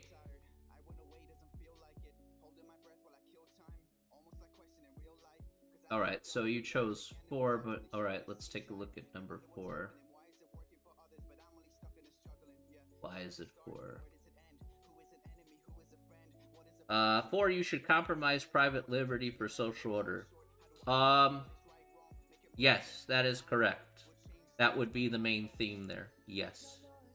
Now, let me go ahead and explain why it's number 4 as opposed to number 1. Alright?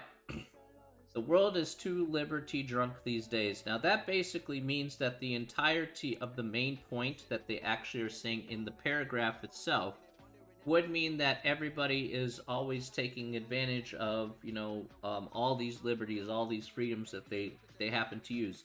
It would include more than just one example of a lady walking down the middle of the street.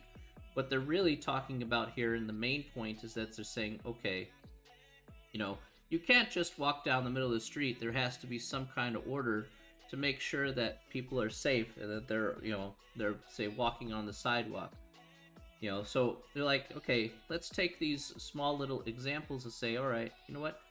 If a policeman stops you in the middle of the road, he's just trying to control order, i.e. the social order of society, in order for you to maintain your other liberties. Again, those social orders being, how's the best way to put it? That social order being the rules that are accepted amongst the entirety of society. In order to maintain those other liberties that you take advantage of. Are we supposed to do 11.4 for homework? Yes, Victoria.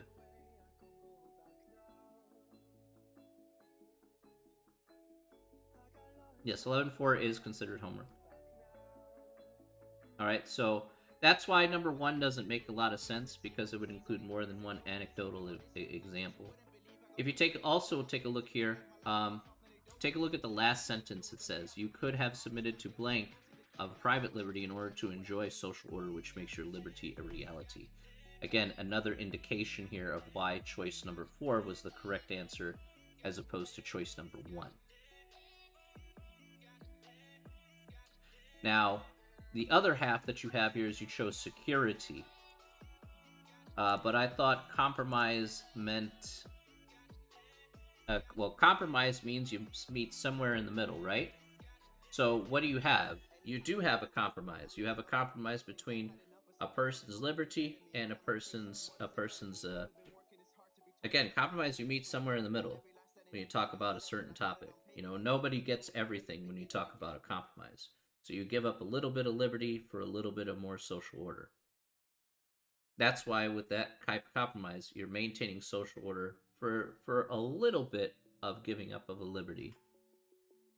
But you're not removing the entirety of the concept. Here, a good way to kind of explain this is this. Let's say in your wallet you have, hey, Gomesh. You know, let's say in your wallet you have $5. It costs you $1 to buy something at a local market. Okay, you still have those $4 to do with what you will. You don't have to give the entirety of your $5 to get that item at the market. Okay, and that way you would be able to spend more at other places. That's essentially how the compromise works. You give up a little to get a little.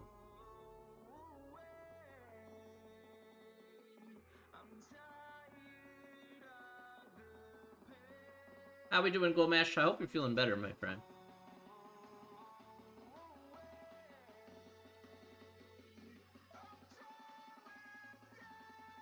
And I know you chose security here. Again, you could use secure.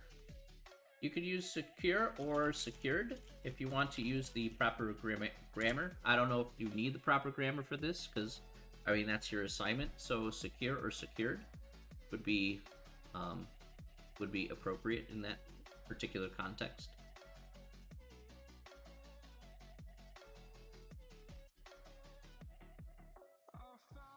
Nah, that's okay. And that, you know, to be expected if it's written by somebody who didn't know the grammar, then that's fine.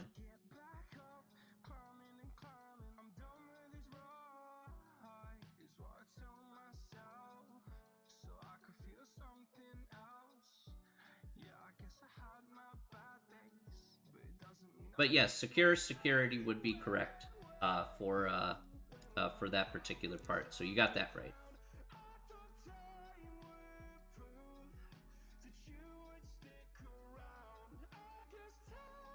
You have submitted B.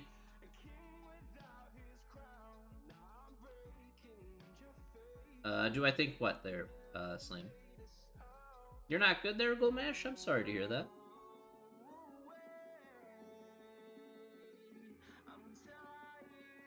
At this college level English for this college level English for a non-English native. Yes. Yes, I would.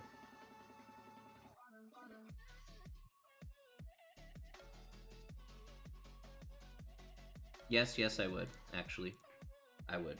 This is pretty high level English stuff for a non-native, non-English native. Yeah, I would say so.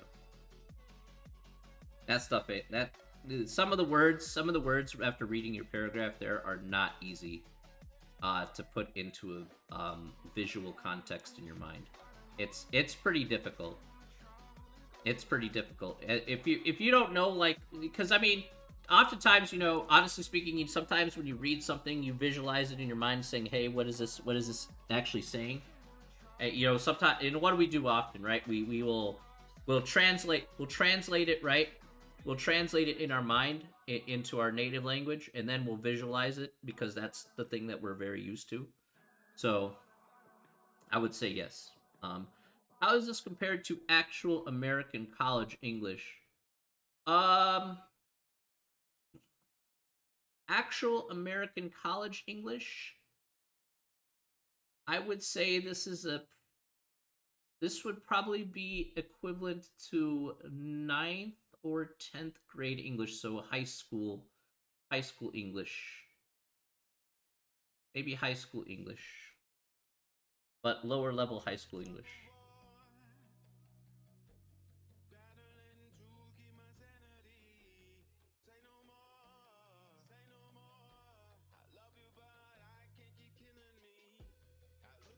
That would probably be how I would view this passage anyway.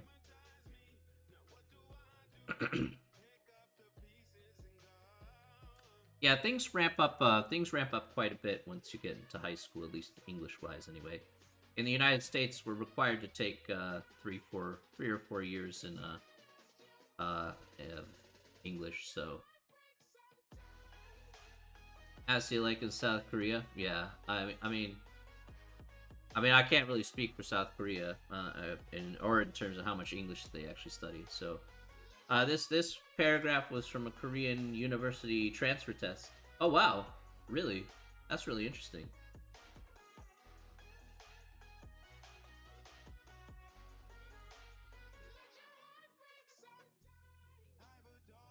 That's really interesting.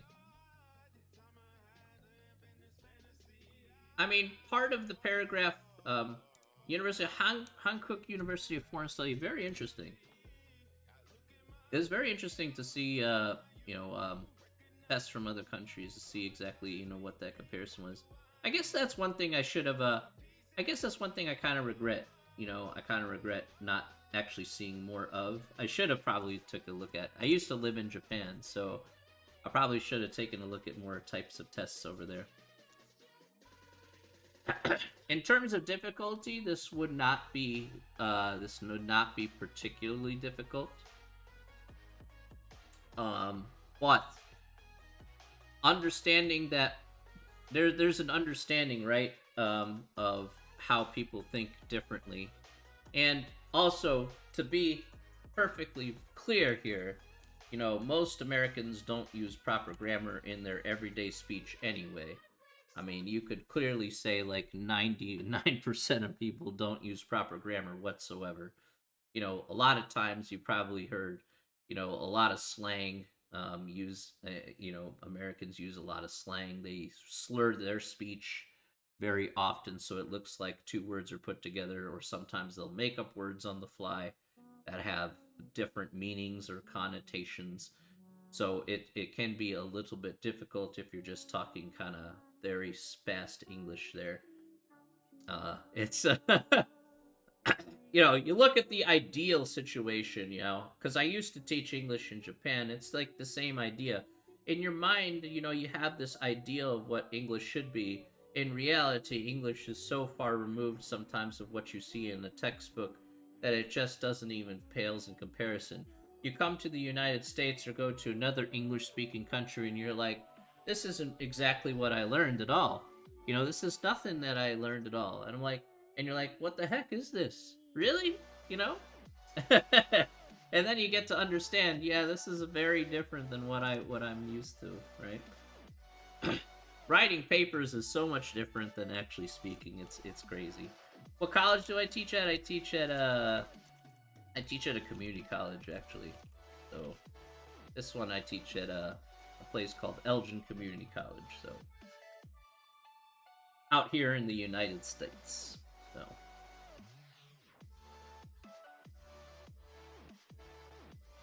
you go to. I'm figuring. You go to Hankook University for yourself, or are you in a? Are you studying for the test, or are you actually a student at the university?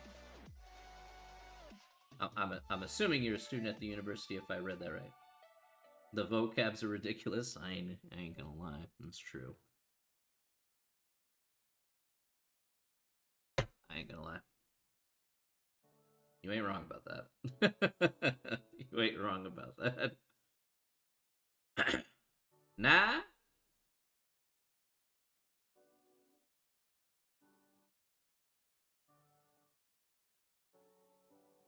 I'm trying to transfer to go to Hankook. All right, gotcha. So you're going to like to are you currently going to like a prep school right now? You're studying at a different college. Yeah, so you're just trying to get into Hankook, but you're doing a prep school work and stuff like that.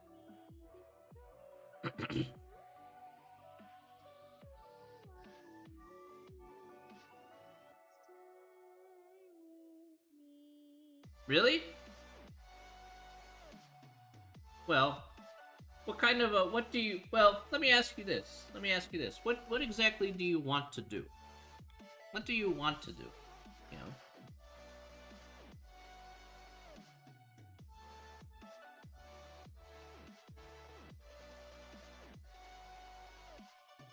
I mean, I could understand if there's frustration. You know, you're not at a very good institution. Maybe you want to move up. I get that. I transferred colleges too. Um, you just want to up your life. Okay, no, that's fair. I'm more than happy to. I'm more than happy to support you in that endeavor, 100%, my friend. I mean, my question is, what do you want to do? I guess what kind of job do you want to do once you get out? You want to trade stocks or something like that? Oh, well, there you go. You want to go into finance then and trade stocks. Okay, okay. Do you want to trade on the South Korean stock exchange and whatnot? Learn how to deal with stocks and all that jazz. Stocks aren't so bad, but I'm sure you've been studying the stock market and maybe the crypto market and options trading, if you've heard of options trading before. Though I don't know what the laws are in South Korea in comparison to the United States. There are significantly different laws, but I don't know if you've invested in crypto or whatnot, or invested in any stocks so far. But it is a good field. If that's something that you really feel good about, I would say go ahead and do it. There's actually hmm hmm hmm. Well, there is another. Lost 4 years worth of money, world is a part-time job in 4 days by trading crypto. Yeah, crypto is really rough. That same thing can happen in options. You know, you know. Don't do crypto, kids. It's true. Here's something to think about. Here's something to think about, right? Imagine if you came to the United States, right? So I can tell you how it works in the US, at least for finance. You can get a degree in finance, but the way you really get yourself in the door for most of the firms in the stock markets and whatnot is basically you take a test. You take qualification tests, and you basically get the certification saying, "Hey, I can trade with this company," and then you can get good with the company. And as you know, there's a lot of different stock brokers out there that do business here in the United States that you can certainly get your foot in the door with. So, I mean, if that's something that you're really interested in, you can do that stuff in the United States, gather up your experience, and then you can basically move on from there. The you know I if I take a step back for a moment,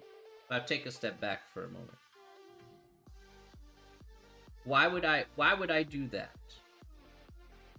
If I were to compare, and this is like real for you because of your environment. If I were to look at, like, say, Japan and Korea today, Japan and Korea have very similar economic issues in a couple of regards. Number one, their economies are very stagnant. The economies do not grow in both those places. Technologically, South Korea has come a long way in comparison to Japan, no question. But South Korea still has the glaring issue of having an extremely low birth rate, and has I think you know very large social issues that could cripple an economy over a long period of time. Um, that it is a big concern. Japan, by the way, has the same thing, so there's no difference in that regard. It is it's a big issue. I'd be like, all right. Now I'm looking at this from your perspective, and I'm saying, okay, well, if I'm gonna have a stagnant, yeah, look, I ain't gonna get into the politics here. The politics are a whole different story. Let me be honest with you.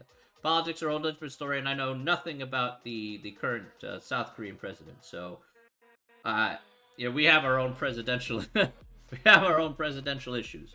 But let's look at it from a different perspective here. Let's look at it from your own personal perspective, right? For just a moment.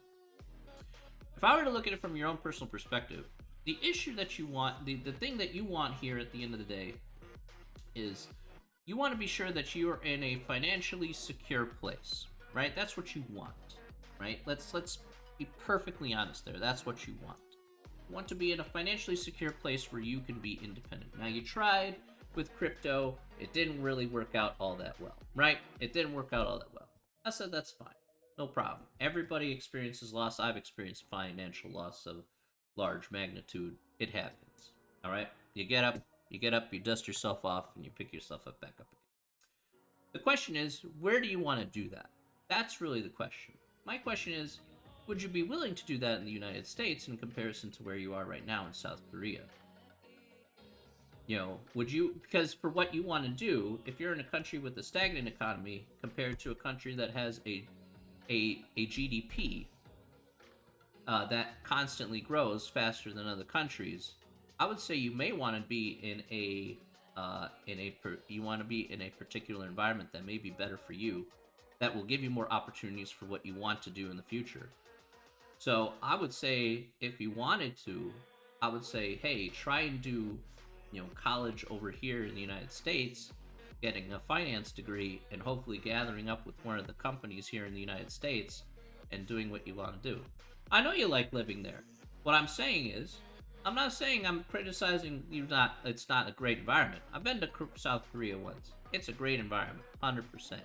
I like the place. I loved living in Japan too. I love the environment there.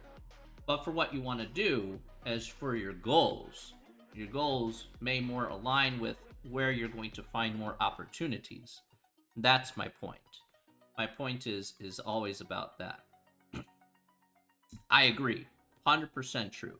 Small things in South Korea are extremely top notch. Okay, convenience, 100% correct. Transportation, absolutely top notch. Love it.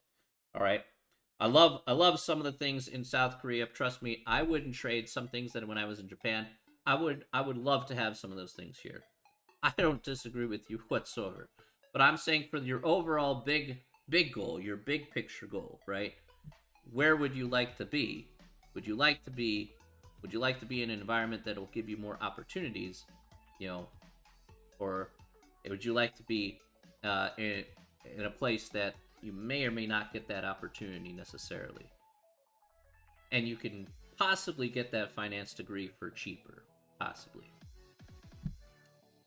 If I were to live in the U.S., you like to live in the big cities? Yeah, go for it. I live close to the big city. I live close to Chicago, but Chicago's got a bunch of brokers around here. You could also go to New York City. New York City is also pretty, has good transportation, 100%. LA, I'm not a big fan of LA, but that's me in LA. I dislike LA very much. I think California is a little too expensive for me. Did you go down to Dallas? Yeah, and that's my point.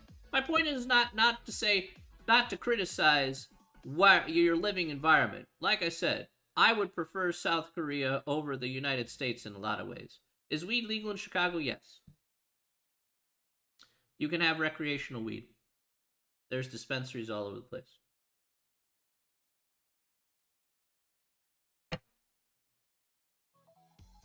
Well, then you got your wish. Congratulations. As long as you can have a recreational amount of weed, you're fine. Yep. 100%. 100%, the answer is yes.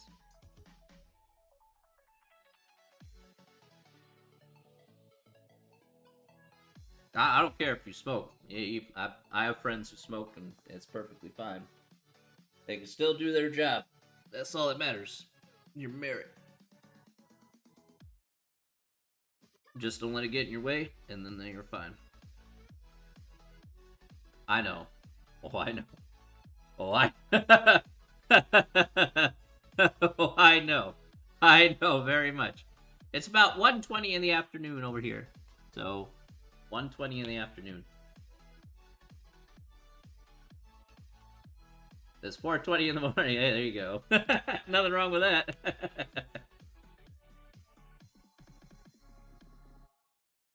I know how rough the police are about that over there. It's crazy, absolutely crazy. I mean, heck, if you're just caught with a single, if you're caught with just a tiny amount, they'll just throw you for like 5 years probation. It's insane. It's insane. There's not really too much sanity when it comes to the justice system.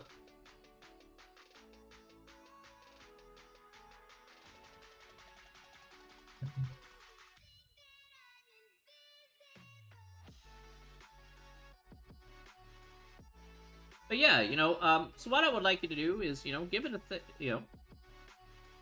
I didn't live. I just visited there. I lived in Japan. I visited South Korea for a few days.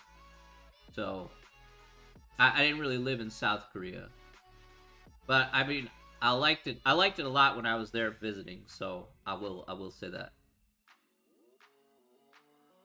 it's super convenient to live in South Korea.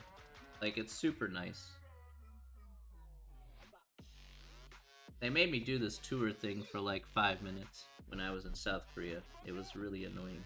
But once I got out of that, it was better.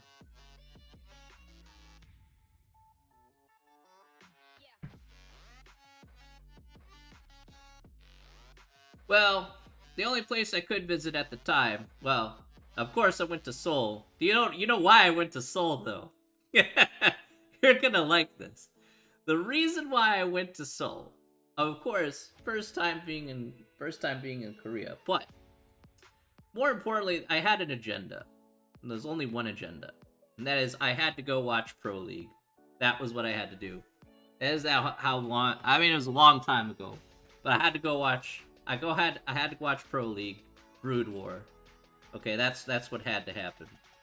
So there, me and my friend, we were sitting in a crowd, watching an official Pro League match.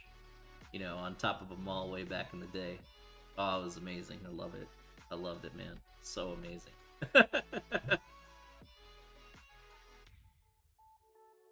I was like screaming out for SKT to win. I was so bad. I was like an SKT fan.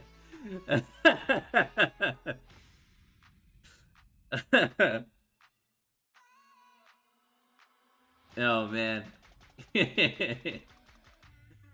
Yeah, StarCraft Pro League. That far long ago, man. That long ago. Back before the scandals. Back before the scandals. You know what I'm talking about. Yeah, yeah, yeah. You're talking like the days of not League of Legends. No, StarCraft. StarCraft 1.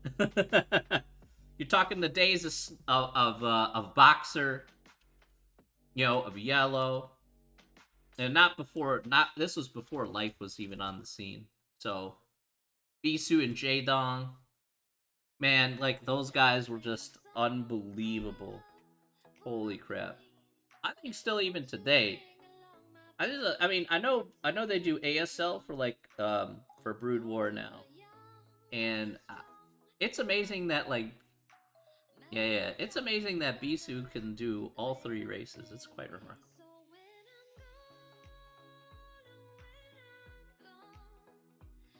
Yeah, Slayer's box. Oh my God, Boxer was so good, disgustingly good.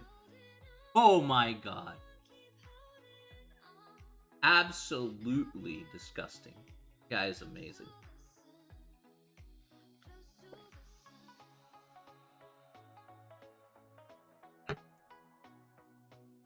Oh my gosh.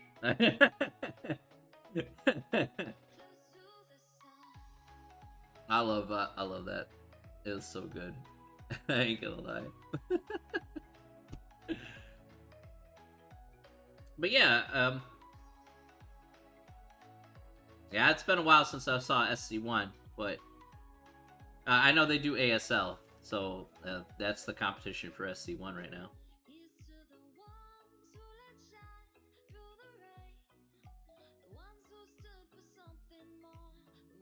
AlphaGo or AlphaGo. I think you meant AlphaGo.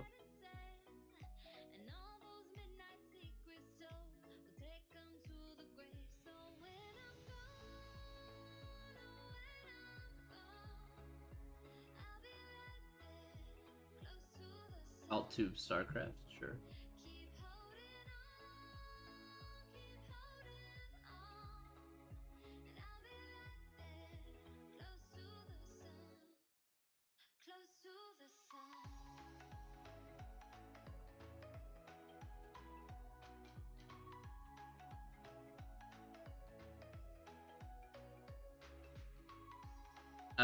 Let's see here. Trying to see here.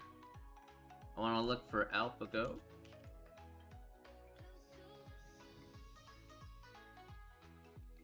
Oh, you're talking the not Alpha Star, right? Are you talking for Alpha Star? The AI?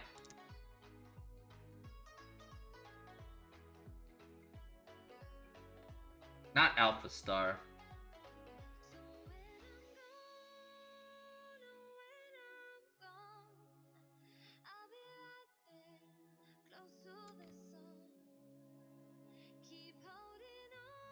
I have to see if I can find them. If you got a, is it AlphaGo? Nah, fine. AlphaGo is a little different. Yeah, so they do AltTube. See if I can find that.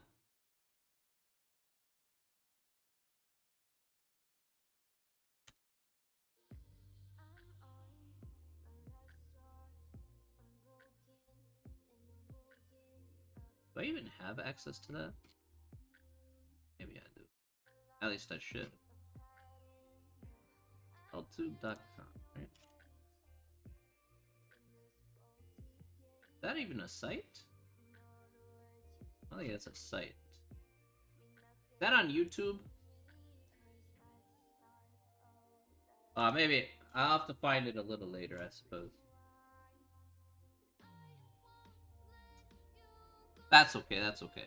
But yeah, do take into consideration here. On a serious note here, do take into consideration, if that's something that you want to do.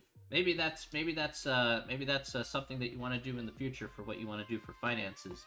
Maybe do your thing in the United States, and see if that may be a choice that you may want to undertake. If you want to present yourself with more opportunities working in the field of finance. So I think it would open up a lot more opportunities and a lot more doors for you, considering you would be working in one of the best environments for finance in the world. So, yeah, I think you could take it a longer way than maybe in that regard. And I'm just looking at it from a big picture perspective here. So, getting a finance degree here isn't too bad. It's pretty straightforward here. So what it really comes down to is, can you do the certifications, using the knowledge that you have for finance. And then once you do that, you can then you can move your way up the ranks. So yeah, of course I'm here to help. Look, I know it's different than what you expected, but you know what? It kind of like takes away the pigeonhole that you kind of have there. It's like, I want to get to Hankook. I want to get into Hankook. It's like, you need to give yourself more opportunities because there's more options out there for you. Okay, I want to give you as many options as you can.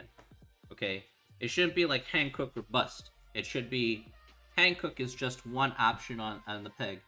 But let me see what else I can do. You know, because you have the opportunity to do that. You have good English, so you know. All right, my friend. You have yourself a wonderful night. Okay. Take care of yourself. All right, that will be the end of this stream here. Thank you very much, everybody. I'll be back here a little bit in the afternoon, my time. All right, have a great one, everyone. We will see you all a little bit later. Thank you, Slam. Come on back anytime, my friend. Take care of yourself.